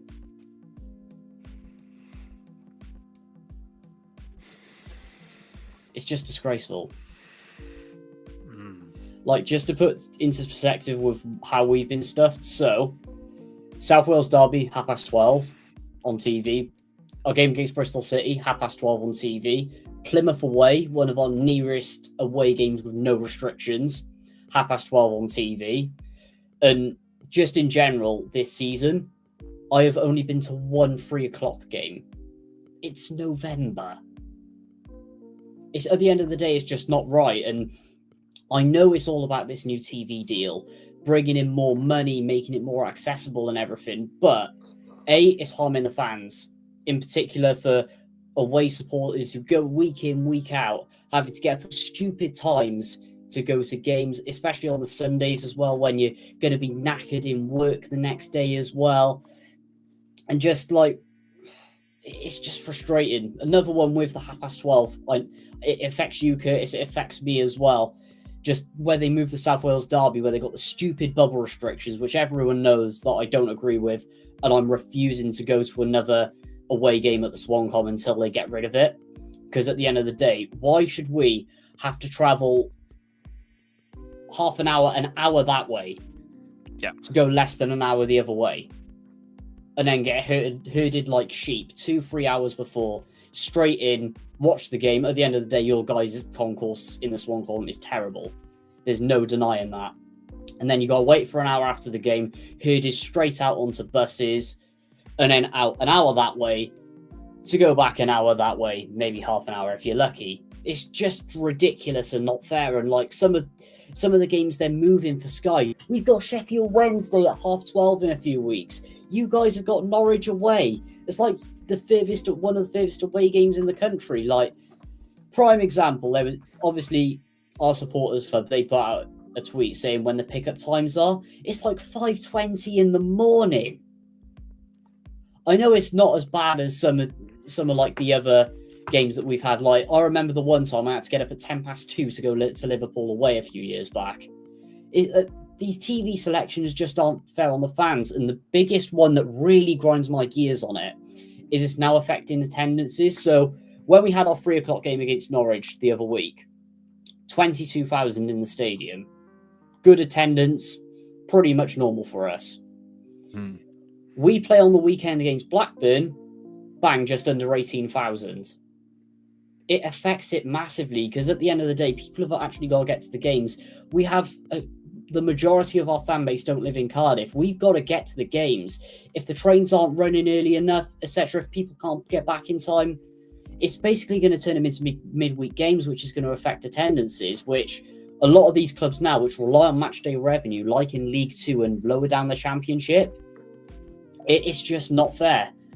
And this is another prime example. Bristol City charging, including booking fees, by the way, 38 quid a ticket. It's disgusting.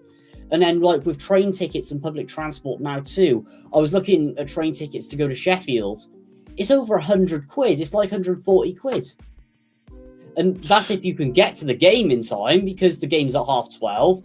And if you try and get, I don't know, a train from, like, anywhere in the Vale or up the valleys to get into Cardiff and get the train up, good luck, because half of them are taken off, and half of them, they don't even run before 6 a.m. Like, on Sunday, 8 a.m. if you're lucky. That's a single train ticket from Edinburgh to That's a single train ticket from Edinburgh to London. I know. It's just absolutely disgusting. But I mean, at the end of the day, I'm all for getting money to come into the Championship. I've been calling out for years, but the way they've done it, where it's now affecting the match-going fan, especially us, like it's even in the Premier League as well, where fans are being just affected by these stupid kickoffs, especially the midweek ones as well. They've got to do something about it because they're just kicking the can down the road for the fans, and it's just not fair on us either. And that's another reason why I disagree with Maisie's comment from earlier. That 3:00 blackout needs to stay in place. Otherwise, we're going to see attendances dip. By doing this by Sky, it's proven my point. I'm right. And I'm never normally right, but I wanted to get your guys' thoughts on it and Jules Curtis as well. 100%.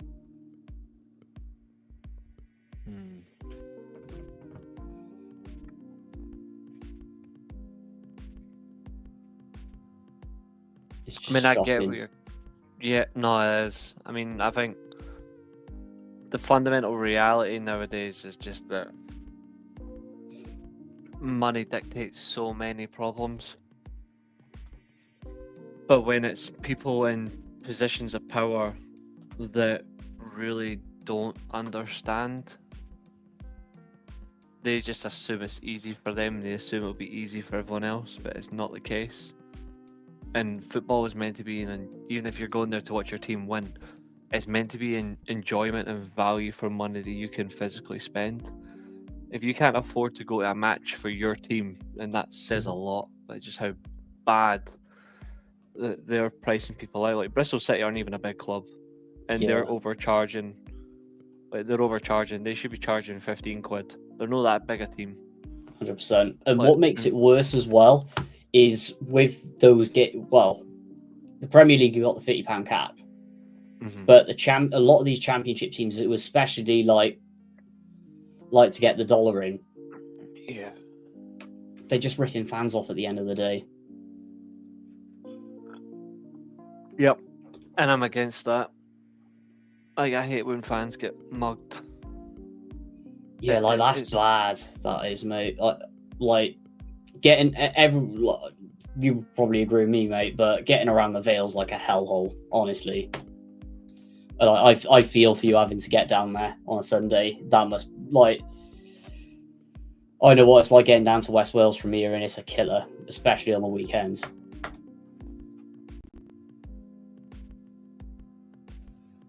Just to jump in. It's just an indictment of just how bad football is. Mm-hmm. For all the enjoyment, there's just so many deep-rooted problems, and it's only going to continue to get worse instead of better. And it's even worse when you're disgracing fans that go to watch their team every single week, pricing them out of that enjoyment as well. It's wrong. It doesn't matter where your team is. You shouldn't be priced out to go to a match. Like, it should be a specific amount the whole way through for the entire league. Pay extra for food and drink and stuff, or merchandise at the stadiums. But ticket caps should be maximised to a certain value. Premier League, Championship, League 1, League 2, for example, it should be no more than 25 quid a ticket. I agree. For an adult. And I'd say 15 quid for a young person. Like, that's what's going to get your attendances up, and it gives respect to away fans packing out away days and stuff. But like this, Doug, I can't remember what game it was, but some of the ties over recent years have been absolutely shocking the way they've arranged them. Like 2:10 for me going to Liverpool a few years back. To be fair, we did still take 8,000 fans, but it's shocking. I think travelling by coach as well to certain venues now needs to change. Support club needs to do more. They do. Yeah. Like I, in my opinion, and I know I'm bigging up my travel group, but the only thing that annoys me about it is we can't drink alcohol on there, which just. But at the end of the day, you never behave. Pretty much.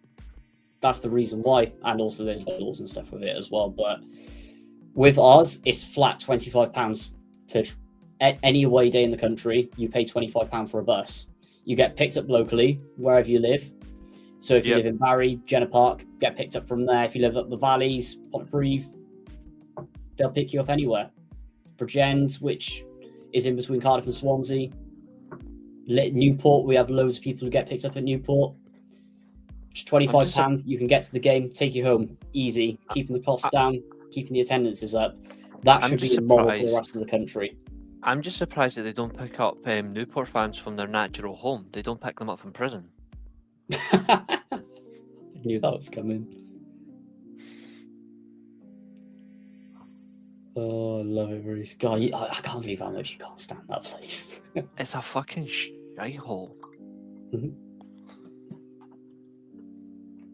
Quickest place I've ever wanted to get out of, apart from Celtic Park.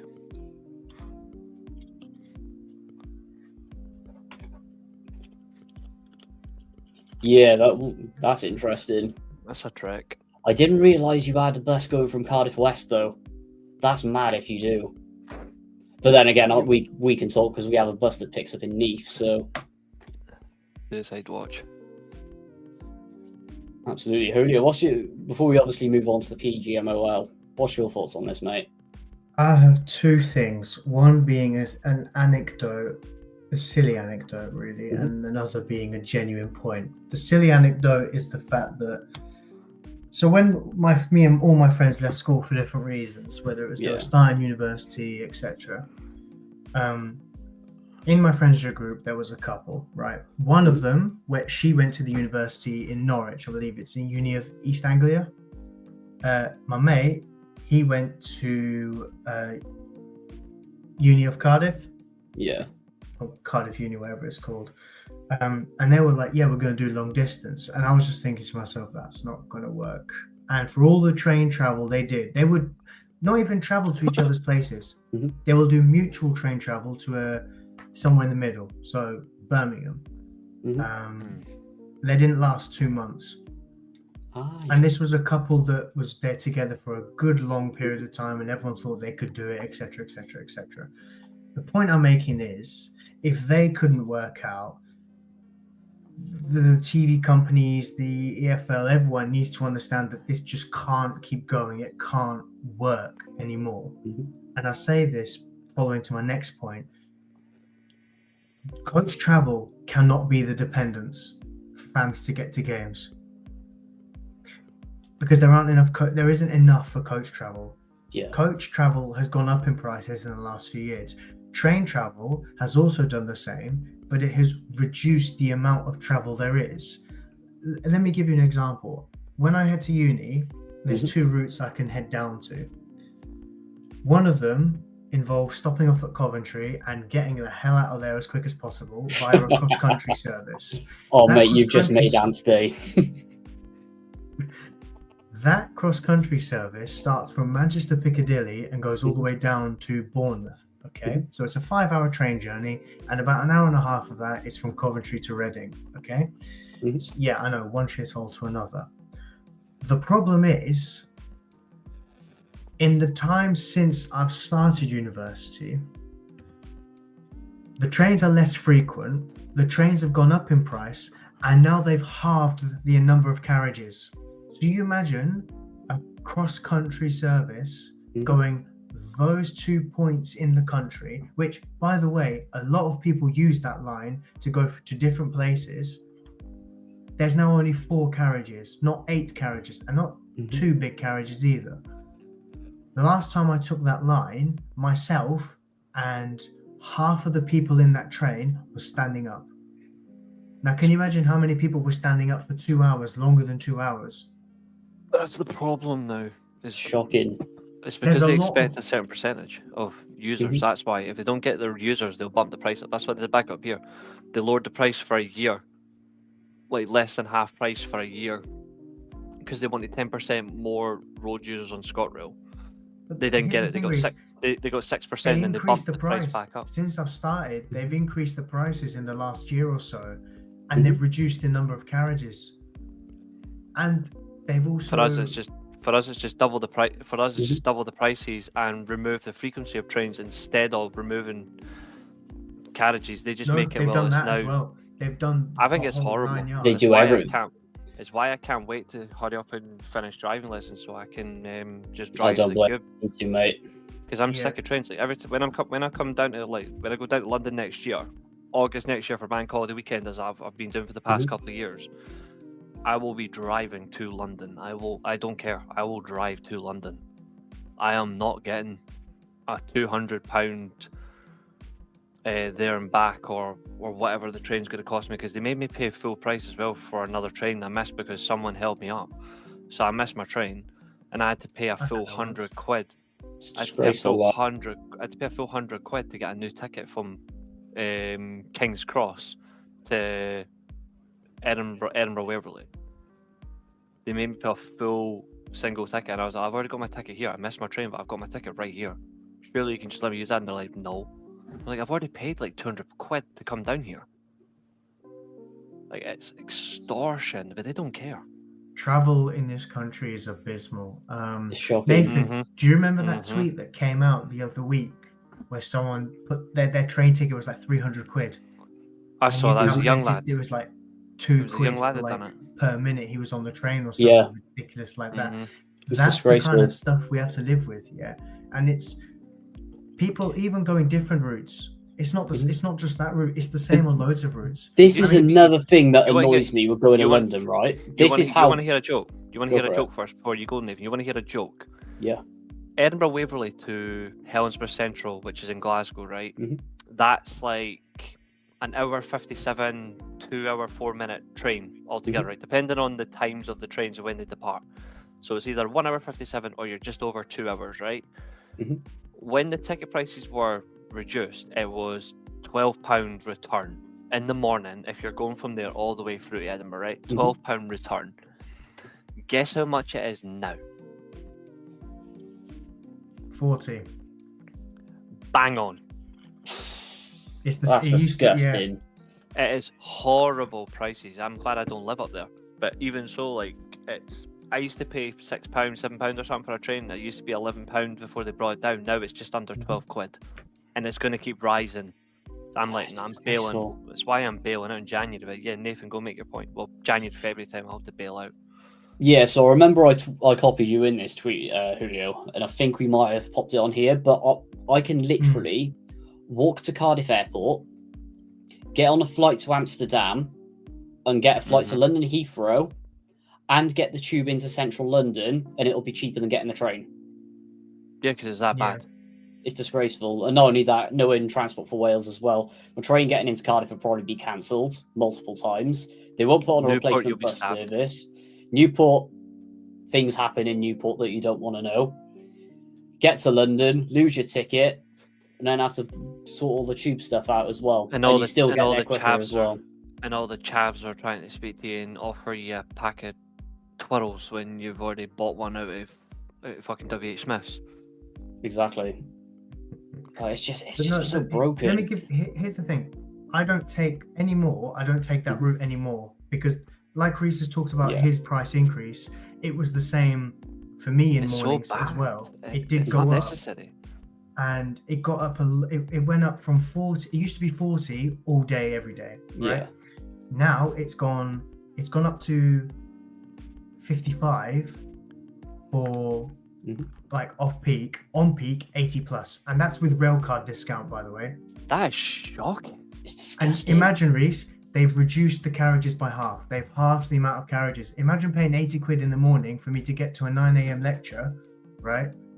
Imagine, because I commute to uni, because it's just cheaper than living down there a month. Even so, but imagine me standing up for that hour and a half, and I've paid 80 quid for that ticket. That's why I take the London route, which is a train into Euston, which is the worst station I've ever seen in my life with the way they operate. Oh. Thank God there's a website that tells me the platforms before. It tells everyone. Always do that before you get to Euston. It's so bad, even the underground through Euston. Oh no, the worst I've seen is Waterloo. Oh my God. Waterloo's not bad. My experience of Waterloo has been sound, but me getting home via Euston, because everyone runs towards the platform because they don't find out till 5 minutes later. I'm so lucky that I know about this website that tells me the platform beforehand. I'm goal hanging like Prime Inzaghi. or you use the Trailline app. Like, just be no. Just that's the thing. No, it doesn't work. The Trainline app, it doesn't tell me from Euston to home. It doesn't tell me. No, that's why I have to look on this other website. But the route I take to uni. It's supposed to. It's supposed to, but from Euston it doesn't. Even I think when you're sitting on the train, then it tells you, but it doesn't tell you in advance like others do. Do you not get that from like national? Like, obviously, for example, if you're getting on a train on like a ScotRail train anywhere across Scotland, it'll always tell you the stops you're going to. No, that's what I mean. Even if you're not on it. If you don't get that, even on like a national rail, that's bad. Everywhere, I can do the entire line home, my entire journey. The only thing I don't know, I could do it with my eyes closed. The only thing I don't know is what platform I'm leaving from Euston. I can tell you what platform every other station it's stopping at is going to, but from Euston, it never tells you. And the fact that a few years ago they said we're going to spend some money and we're going to make Houston better, and what they did was, instead, the big board that told you all the train times, they took all the train times off that and converted that into a big ad board like it's Times Square. See, that's a problem as well, because nobody's got the No one's attention, got the time not to really do got it. or the you know? attention span, because you have to it should be right there. Yeah, That's exactly. to be fair, You that's have the to good look thing about around King's and Cross. everything. To be fair, that's the good thing about King's Cross. To be fair, is King's Cross on just like on one big fuck off board just has all the times on all the platforms. Houston doesn't have that anymore. I think it's ridiculous. I'm That's what you lucky get at though. Edinburgh. Edinburgh still has that. It's all Yeah. across the whole main board beside the time clock. It's literally every single train you're going to get that's coming up, and then the small board is saying like the follow-up trains at this point in time, which is how it should be. But then like every current train that's about to leave, here's your train, go here. And I'm like, it's even if rail service went private, it's still bad, because then they can dictate their prices even more. Yeah. Governments owning railway lines are shocking. And there's always the strikes, and there's always cancellations and all sorts. And not it's just that's the thing, not to get political by cancel here as well. They're banging on how they want to nationalise the railways. Yeah, it's nationalised in Wales, and ever since it was nationalised, it's just gone like that. And also, they cancel trains for like they cancel trains for someone shitting their pants. They do. Like it's always horrible excuses. Oh, it's high wind, we have to cancel a train. Go slower then. Yeah. Like, it's not hard. Like, it's just logic. It's basic logic, but like, I think it's insane as well. Sorry to cut you off, Reece, but I think in my route, I have to take a longer route by half an hour to get to uni because it's easier and more convenient, and it's cheaper. I have to go to Euston, then take a tube across to Oxford Circus, then a tube across to Paddington, but it's quite easy. It's all in one go, the tube change, and then from Paddington to Reading, it takes 2.5 hours, but it's so much easier. There's no worries about if I'm going to sit anywhere because I'm guaranteed seats no matter what. The trains run frequently, especially when I get into London. The tubes run quite quickly. Even from Paddington to Reading, there's a train every 5 minutes. I could get on a train to Swansea or to Cardiff, right? And if I fall asleep, for example, and miss the Reading stop, it's all right. I'll call Nathan because it's on the weekend. I'll be like, listen, mate, I'm getting to Cardiff. I'm seeing you, mate. We can recover this. But that's the problem, and that's where and it's it's like cheaper.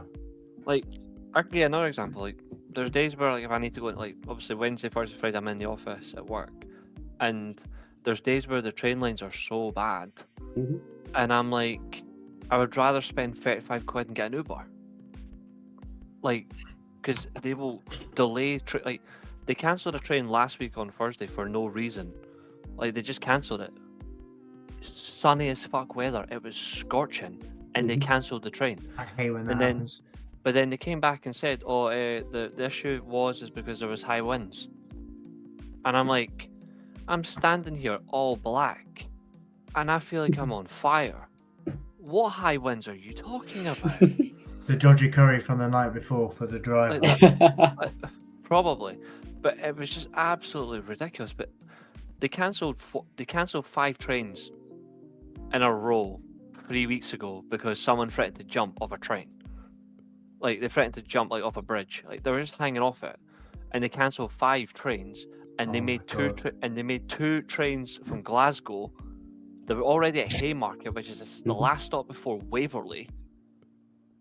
And a few of my colleagues were on that train. They made them go all the way back to Glasgow. Like, literally, the driver was literally who's already nearly killed. Driver's already hit someone with the train. He's told to get off the train, go to the other side, and drive the whole thing back an hour and 45, an hour and 50 minutes, just to get off. And I'm like, why can't you just let those people off? Like, if they need to go Waverley, Waverley's only a 15-minute walk from Haymarket, or you can bump a taxi, or you can get a tram. You know what I mean? Like, there's so many ways around Edinburgh to get to another train stop. I'm like, if they need to go off at Haymarket to get to work, you just denied them a day's work. Yeah. I had it the other week where they don't I was going to take this is the last time I used the route via Coventry. So I was going to take the train into London to get to uni.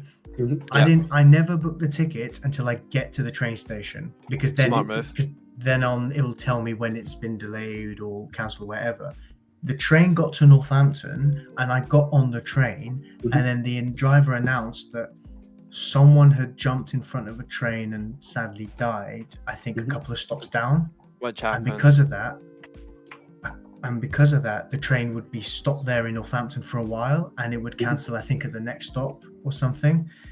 And I was like, I've just bought these tickets for about 40 quid. I need to take another route. Thankfully, a train had already left Euston, and it was already going its way up to Birmingham New Street, and it was on way. So I was like, well, I'll just take the other route. I had to spend 70 quid in train tickets. And then the next day, the Coventry route got messed up, so I had to take the London route with the tickets I'd already bought from the day before. So half the tickets I'd bought on open return, even though there was only like £1 price difference anyway, but they weren't fulfilled. And they and even though I'd got travel insurance, etc., they wouldn't refund me any money. That's ridiculous. I think I got a tenner back overall, which I think is insane. I didn't even get a full refund for my train that got cancelled, and I had to wait over. But that happens a lot more as well. That's the worst part. I had to wait over 45 minutes for the next train. They wouldn't refund me for the train that they cancelled because of high winds, which wasn't even windy at all. They wouldn't even the app would not even let me go through the refund process. They wouldn't even let me refund over the phone. That's why I went on that tweet calling them ScotRail clowns. Rages. But yeah, this is what I mean. I don't know how long we've spoken about poor transport. About 20 minutes. Oh, easily. Oh yeah. This is everything wrong. This is literally part of the problem with match days. Yeah. Can you imagine one weekend if I decided, you know what, Nathan, I'm gonna come see you, or Curtis, I'm gonna come see you down around where you live, right? And you get the I don't know how that would happen. Doors will be locked. People will be fleeing the nations. Kidding.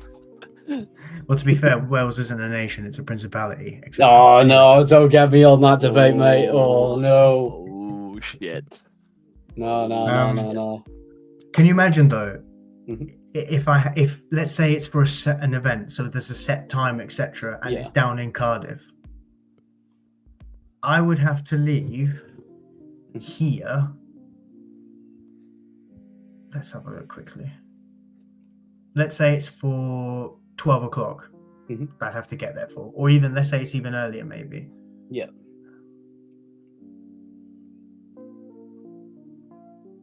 No, that's the wrong one.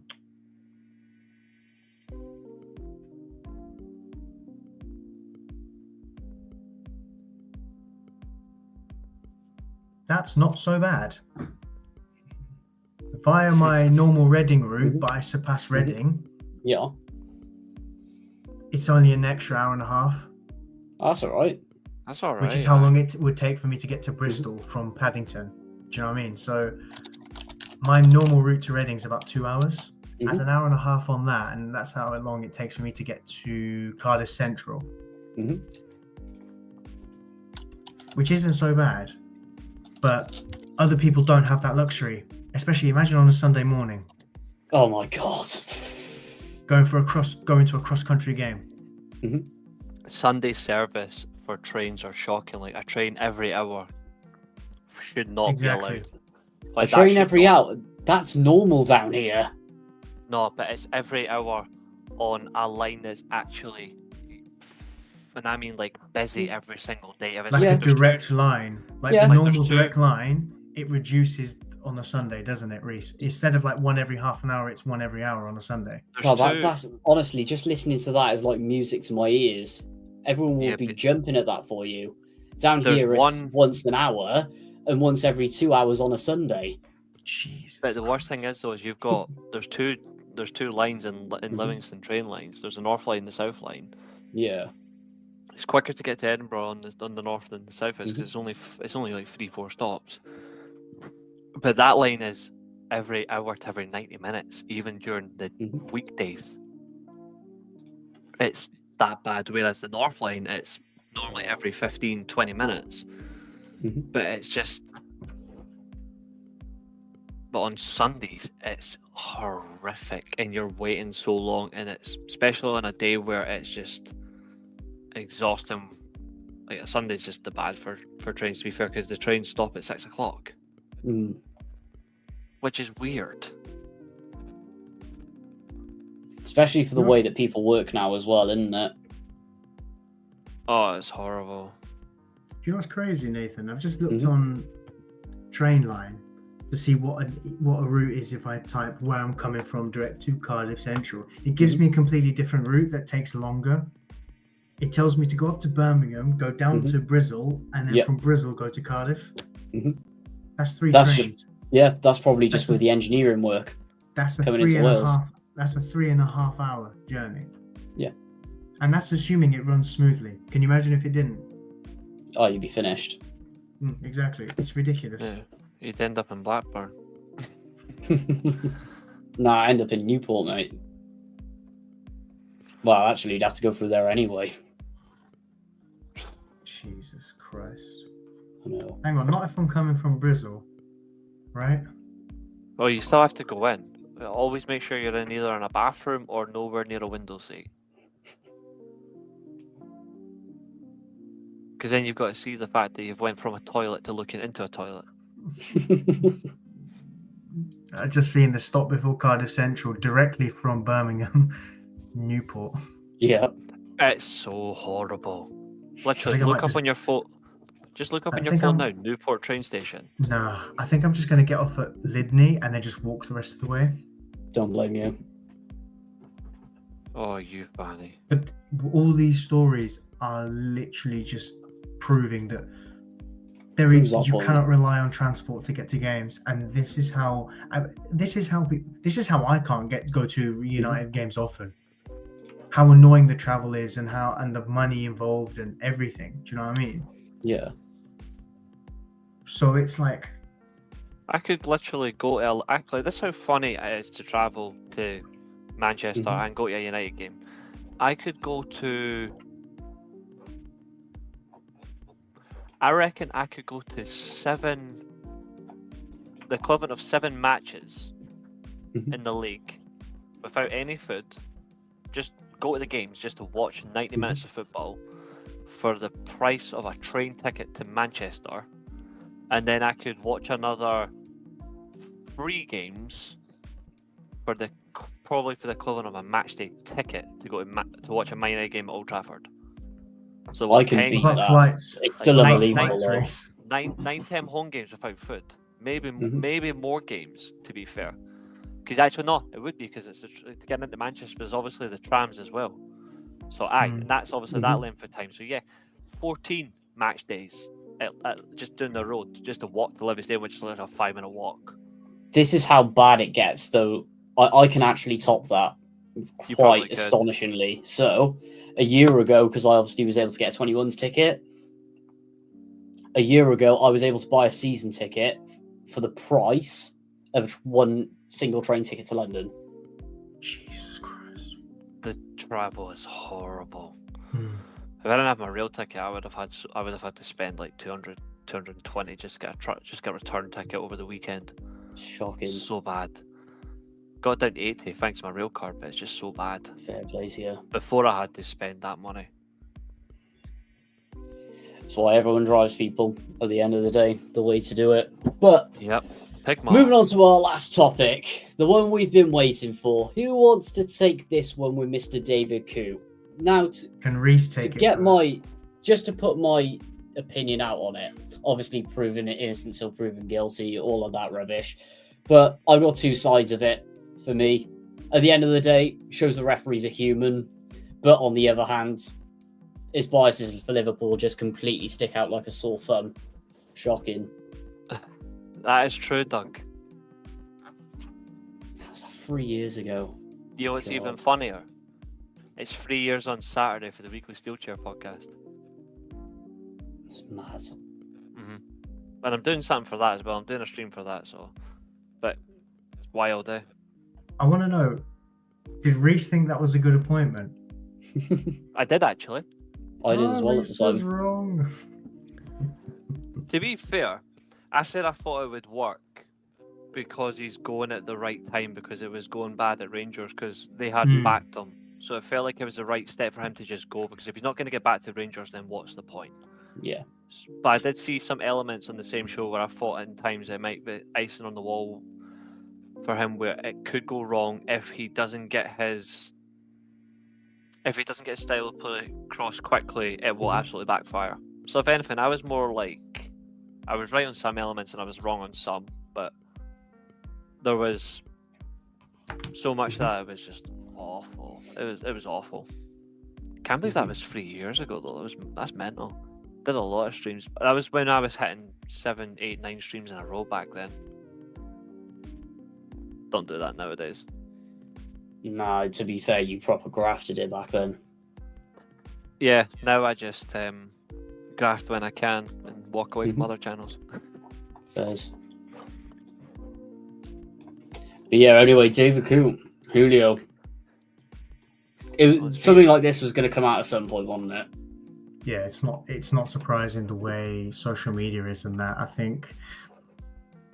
I mean, the funniest thing about it was the fact that he was like, don't send this anywhere. And then it just, I mean, when you say that, what are you expecting, to be honest? I think, on the one hand, I don't disagree with what he said because he's allowed to have an opinion. Do you know what I mean? We're humans. We're allowed to have an opinion. Like Reece, for all his flaws, he's a stand-up guy and I work with him. Do you know what I mean? So, and I've said a lot worse about Liverpool than David Coote's ever said. Let's be real. Doug exactly. Like, I walked into one of Doug's streams once with all these Liverpool fans. I only had like one Man United fan. I literally walked in and said, like, I'd rather be shot than go to a Liverpool game that involved Man United. Even though the only one I've went to, Man United won 4-3 after extra time. But I've said so much shit about Liverpool. You don't see people trying to cancel me, you know, or going after my boss. Not yet, but that's in process, Reece. Trust me, I'm devising a plan together. No, to be fair, I've already got enough to deal with at work anyway. I mean, apart from the funeral stuff and all that could be coming up. No, my manager's a fucking Newcastle fan. So there you go. So if anyone You're gives just gonna call him a barcode merchant all the time, aren't you? No, I like my boss. To be fair, I need to be careful because to be fair, her husband and her sons are Livingston fans. So there's a little bit of a creed. I can mug them on both sides. Nah, she's alright. To be fair, I like my boss. She's sound. But yeah, do you know what? I'm not really.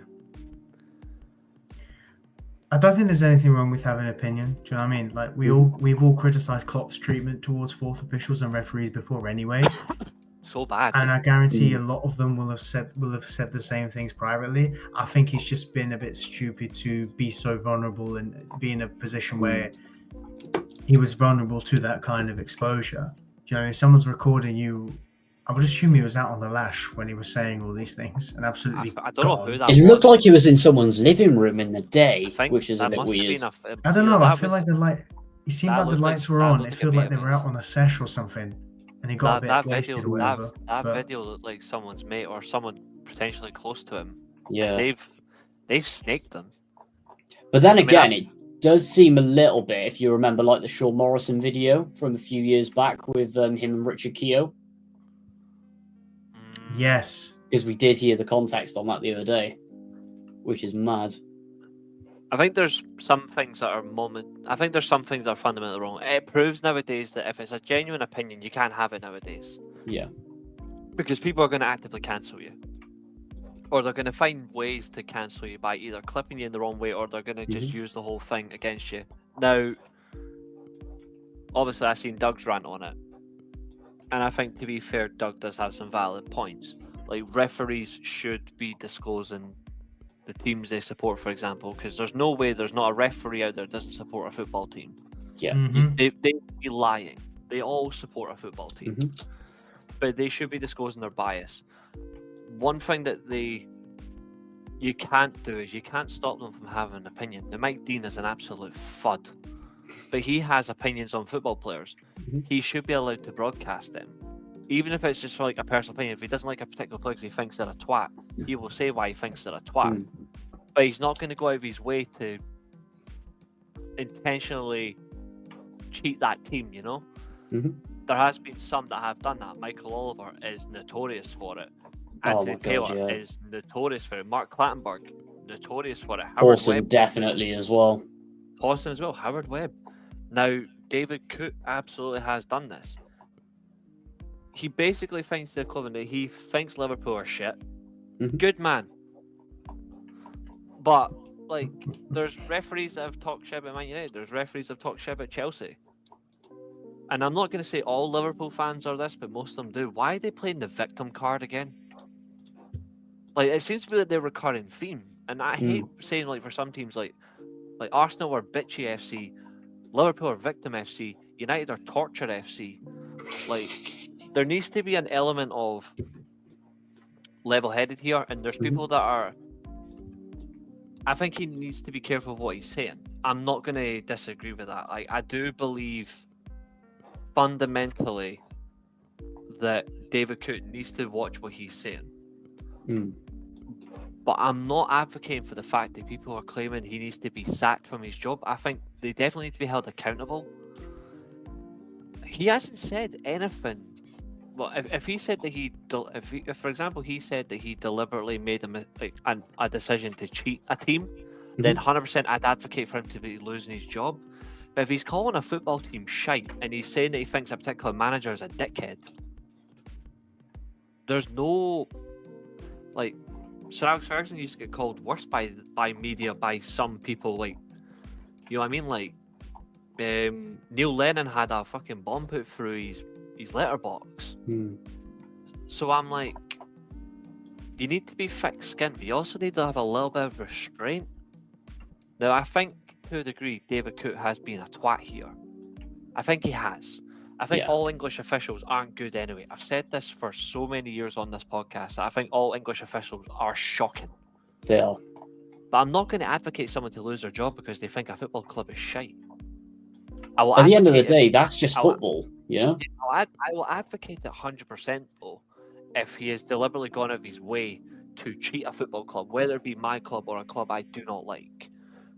Now, people are using the Rodri handball example. That's starting to now look like, okay, that is an element there that he's done some cheating. He was on the VAR for Liverpool at the weekend, I'm pretty sure, Villa versus Liverpool. Yeah. The Everton game with Pickford when he thought he would be an expert in Kung Fu. Like, these decisions are definitely questionable now, that you can advocate and should be investigated. But you should be trying to get someone sacked from the job because they think your football club is shite. I think that's childish. Yeah. Oh, I agree with Reece. We're seeing it a lot from the Liverpool fans as well, where, no offense to them, but Like, there are Rangers fans some of them, not worse all of them though, they are playing the victim a little bit, because at the end of the day, if it was a Liverpool fan saying about United, they'd be jumping for joy, you know? Sorry, can I just say, Klopp actively came out in a press conference and complained about how many penalties United were getting. Yeah. Most of them legit, by the way, from what I can remember. Mhm. United barely got penalties since. Yeah. Even for legitimate opportunities. And Exactly. VAR officials, So and that referees means, came out saying, in "We my should give you a opinion, penalty." Came out and was admitting to that. Yeah. Because Klopp who was one of them? complained, we stopped who was doing one- them. And who was one of those referees? I would David assume Michael Coote. Oliver, because he's being paid by No, David Man Coote. City's owners. David Coote was one of those referees who admitted that Man United should have had a penalty. Anthony Taylor. I Craig disagree Dawson, they've all with said it. I disagree with this notion they should be sacked. But Liverpool fans, like to play the victim about a lot of things or claim they've invented stuff. I do agree with what Doug said though in his video though. Like, it was a really good 5 minute, just under 6 minute video, sorry. And he did say he's not advocating him to be sacked because of the fact he's called his club shit and he called Klopp a cunt. He advocated he should be sacked because of decisions he's made in games where it does actually give perpetuity of cheating. That's fine. Sack him for that. Investigate. That's fine. That is an evidence. But if you're advocating for someone to be sacked purely because they called your ex-manager a cunt, then people should be going to Guardiola and calling him a bald bastard. Then, you know, Exactly, like yeah. it means nothing. Like, everyone says cunt these days. Like, there's literally 7-year-olds that get taught to say all this shit. Mhm. So it makes no difference. It's not remote. Like, let's be real, lads. Do you get offended if you get called a cunt? No. I Yes. don't. You know what I mean? Like, I don't. Like, I get called worse. Mhm. You know what I mean? Like, I've been called worse. Like, call me a cunt. I'm like, sound, thanks. Yeah. I'm like, so is your mum. But like, it makes no difference to me. I think people just need to chill out a wee bit. Mm. But I advocate for incompetent referees to definitely be investigated and potentially be replaced by top-ranking European officials. I've always stood by that, but I will not advocate someone to get their job taken from them because they think a certain football club is shit. But what they need to do now, though, two things I do think stand out, and I'll let Julio carry on because Julio was making a good point because he said, I agree with Reece. Two things I want to say about David Coote lastly. One, David Coote now needs to disclose what football team he absolutely supports because I don't know. Yeah. And two, I think on the fair side of it, he should not be refereeing Liverpool games anymore or I have agree. any direct link to Liverpool because then there'll be no issue on that side. I agree, and that's the position that I think they need to take with it. Because at the end of the day, especially with the bias that we've seen in the last couple of, well, in particular years, not so much bias, but really bad officiating. This is a really stinging point for it. Because this could massively show there's a bias there. And yes, that needs to be investigated, but they need to put the preventative matters in place as well. For example, miking up the referees, and for example, that has to be done now. And explaining the decisions to players and not wrapping them up in cotton wool. Yes. That's one thing that's massively needed. Mm-hmm. And like another bad one was Anthony Taylor as well the other week, just doing something absolutely stupid. But we could go on for hours about this. It's just unbelievable. We could. Julio, what were you going to say? Sorry. I was just going to go on to the fact that this is just another rusty ass nail in the coffin that is the integrity of PGMOL. Yeah. It's been gone for a long time. We all know it. The officiating is poor. Do you know what I mean? I think this would have only been topped if it was some kind of sex scandal for a referee, like some kind of tape scandal or something. Michael Oliver with a 25-year-old that he's paid off, probably. Bit specific from you, Reece, but fair enough. We'll go with it. Well, purely adult, of course. Right. Okay, if you want to put that on the record here. It's almost derailed my point completely. It's just sent me buffering for a moment there. No, look, I think we've seen, like, ever since VAR has come in, if anything, since VAR has come in, it's just done nothing but expose how bad the officiating is in this country. You know, I think it's poor. Like I already said, I don't think he said that much bad. We're all allowed an opinion about certain people. Do you know what I mean? Like I already said once, I literally work with Reece here, and I think he's a penis at times, but I still like the bloke because we all think the same of each other to an extent. Do you know what I mean? It's nothing that bad. Do you know what I mean? I can't read it, Reece. It's too blurry. Is that Jonathan Tah? United make contact with Tah. Ooh, interesting. Free agent, and United have made moves for him, and that's according to a few sources. It's good. Smart business.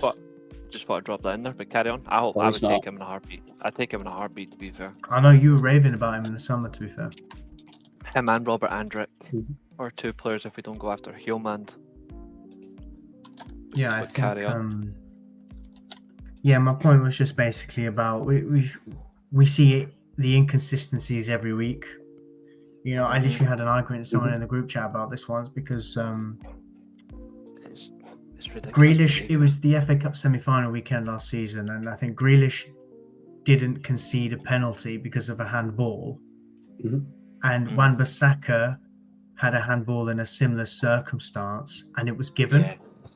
And Yes. I argued with the person in the group chat because I said, of course they were going to give it because of yesterday. And they said, oh, right, of course. So there's no link between the two. But of course they're giving it to make up for yesterday. And I said, no, but there are inconsistencies where it won't be given one day and it's given the next day. A similar circumstances based on the backlash. You know it, I know it, everyone knows it. And that's what's happened. And it continues to happen. It's gone to the point now where rules have changed now that Champions League rules for a handball, I think, are different to Premier League rules. Oh, yeah. Which I think is ridiculous because I understand. Kills the consistency. I understand to an extent why they're overcomplicating and overthinking rules because it's based on perception and backlash where there are certain handballs where there's two perspectives and you're damned if you do and you're damned if you don't, etc. But really, they should set a base rule and make their mind up on... Because here's the problem. We criticize referees enough, but there are times when fans disagree on whether the decision is right or not. But the problem is there's still criticism, and that's what it's always gravitated towards. But the thing is, there's always going to be criticism of referees because, as you said, it is perspective, especially in like some marginal decisions and just a game where you're like biased towards your own team saying, oh, really, we should have got that decision or that was harsh on us. But it's the massive mistakes that is causing the problems where everyone's like, oh, referees are terrible. How do they get that wrong? How do you get that wrong? And idiotic miscommunication at, was it Tottenham Liverpool last season? Yeah. And with that eventually came out, the recordings came out for it, and everyone found out that there was just a poor, it was just really bad miscommunication and confusion there about what each other meant. And I'm just like, did you not like comprehend what each other was saying? Okay, did you not confirm? So no, it's onside, or yes, it's offside, etc. Yeah. It was really bad. I think miking up referees is the answer, to be honest, but they won't do it for a good while unless there is another serious mistake, because it will just expose the frauds even more. It will. That's why they're worried of doing it, because they know the standards are so bad that everyone's just gonna see the incompetence straight through. And that's the worrying thing. It's a shame because I like the idea of the semi-automated offsides. Yeah. But I don't want to get to a point where everything is, because the thing is, with VAR taking control of a lot of decisions, it seems, in the sense of referees don't make a decision and they let a VAR do it for them. You lose the human element of officiating, because now you're in the point where someone in St George's Park, wherever it is, miles away from the match, is making decisions. Stanley Park. Okay, sorry. These referees are sitting in a screen making decisions, and they're making up the rules as they go along to overcomplicate it. Well, they're overcomplicating it by trying to oversimplify it. Because I understand the idea of, if it's this, if it's this, if this is the circumstance under that, this. Do you know what I mean? Just trying to pick out every single scenario possible. But they're overcomplicating now, and the referees half the time, they don't listen. They just don't know what to give. And it's ruining the game. I am a big advocate of VAR, and I've seen it being used effectively everywhere but England. So that fills me with enough confidence to say it does work. VAR isn't the problem. It's the people. Exactly. You got idiots. You got idiots running it. That's why it's so wrong. I don't know why ex-players don't go into it more. I understand they might be scared of the scrutiny, but to be honest, you need that footballing element. You need the footballing brain. You need someone who's actually played the game and understands the game. Like if you have a room of 2 or 3 referees and 4 ex-players, like a goalkeeper, a defender, a midfielder, and a striker in the back end when they played, it operates a discussion. Even then, a prime example that you can bring into that, even managers as well. Like, for example, Neil Warnock, everyone bangs on about saying how he's biased half the time, but he's actually a qualified referee. So technically what he says is factual.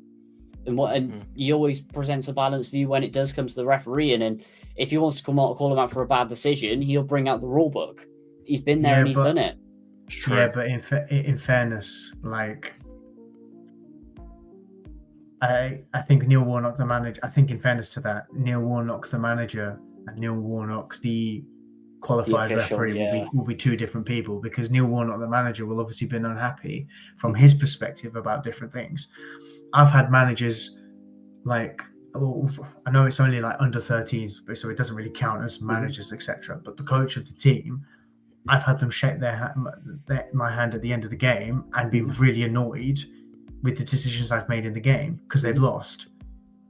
Do you know what I mean? But yeah, there was a poor decision made in the game that couldn't have been done for me. It was literally from the assistant referee on that side, who was the father of one of the kids of the team that conceded the shit goal anyway.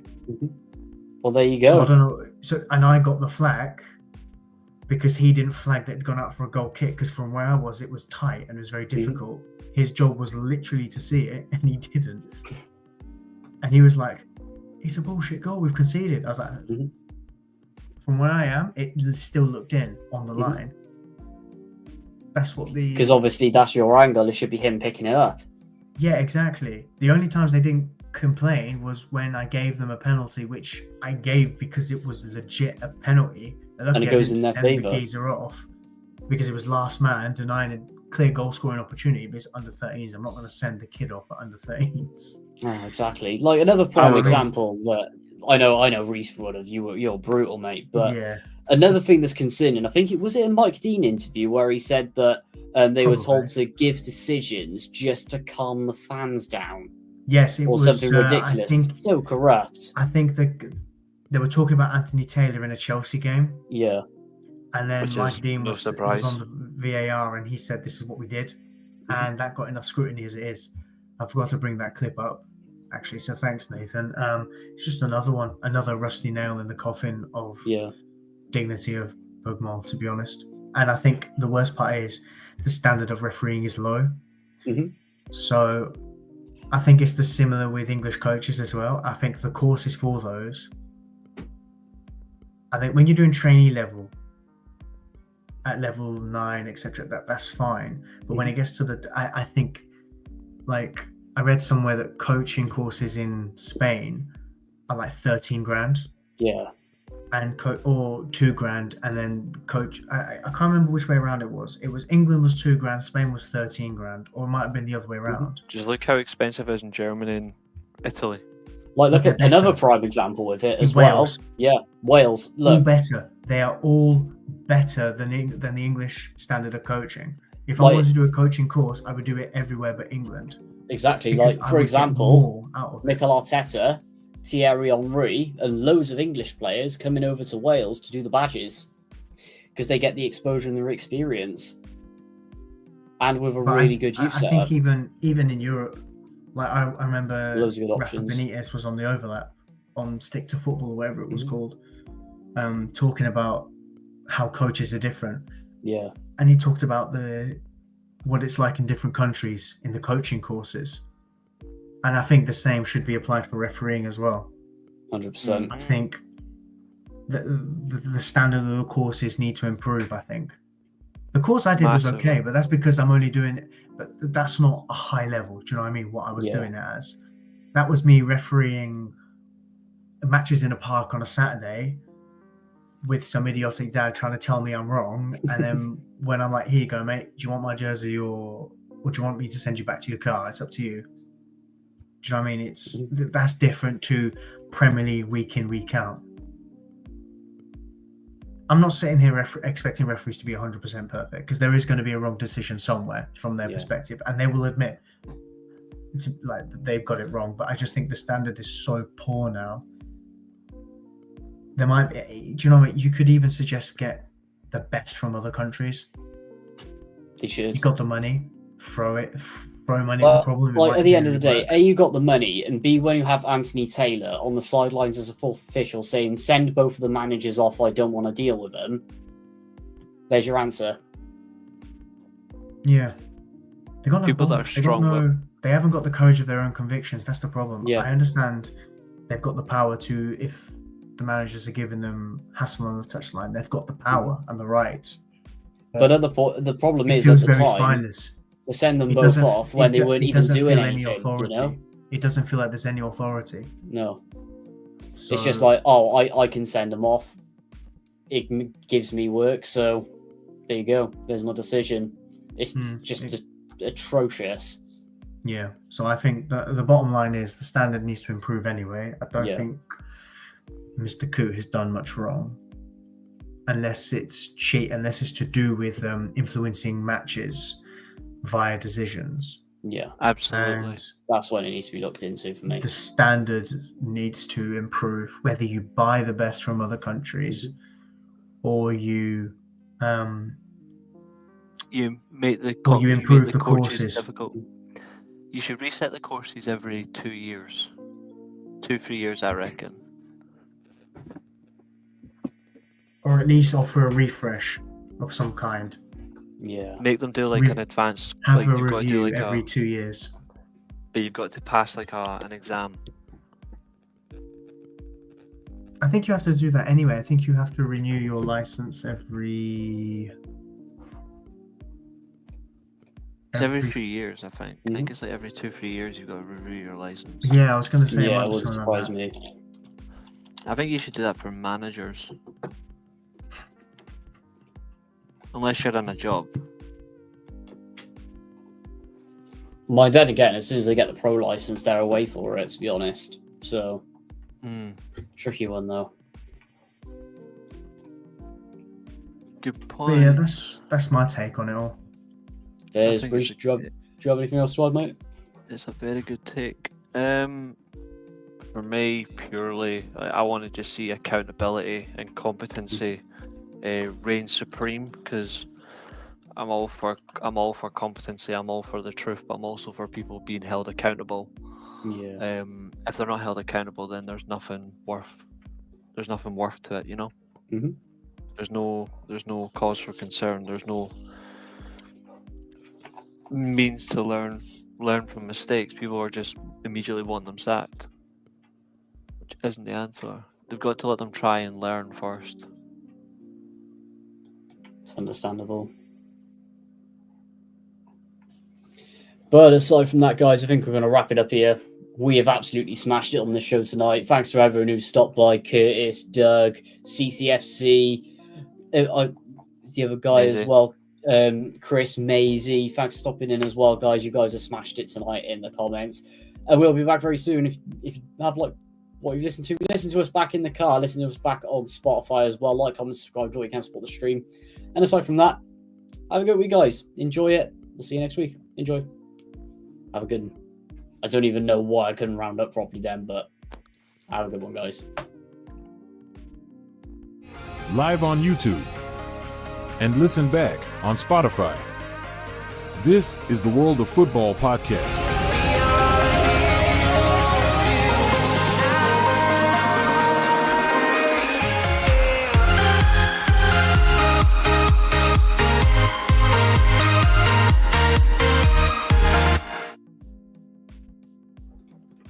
Gosh.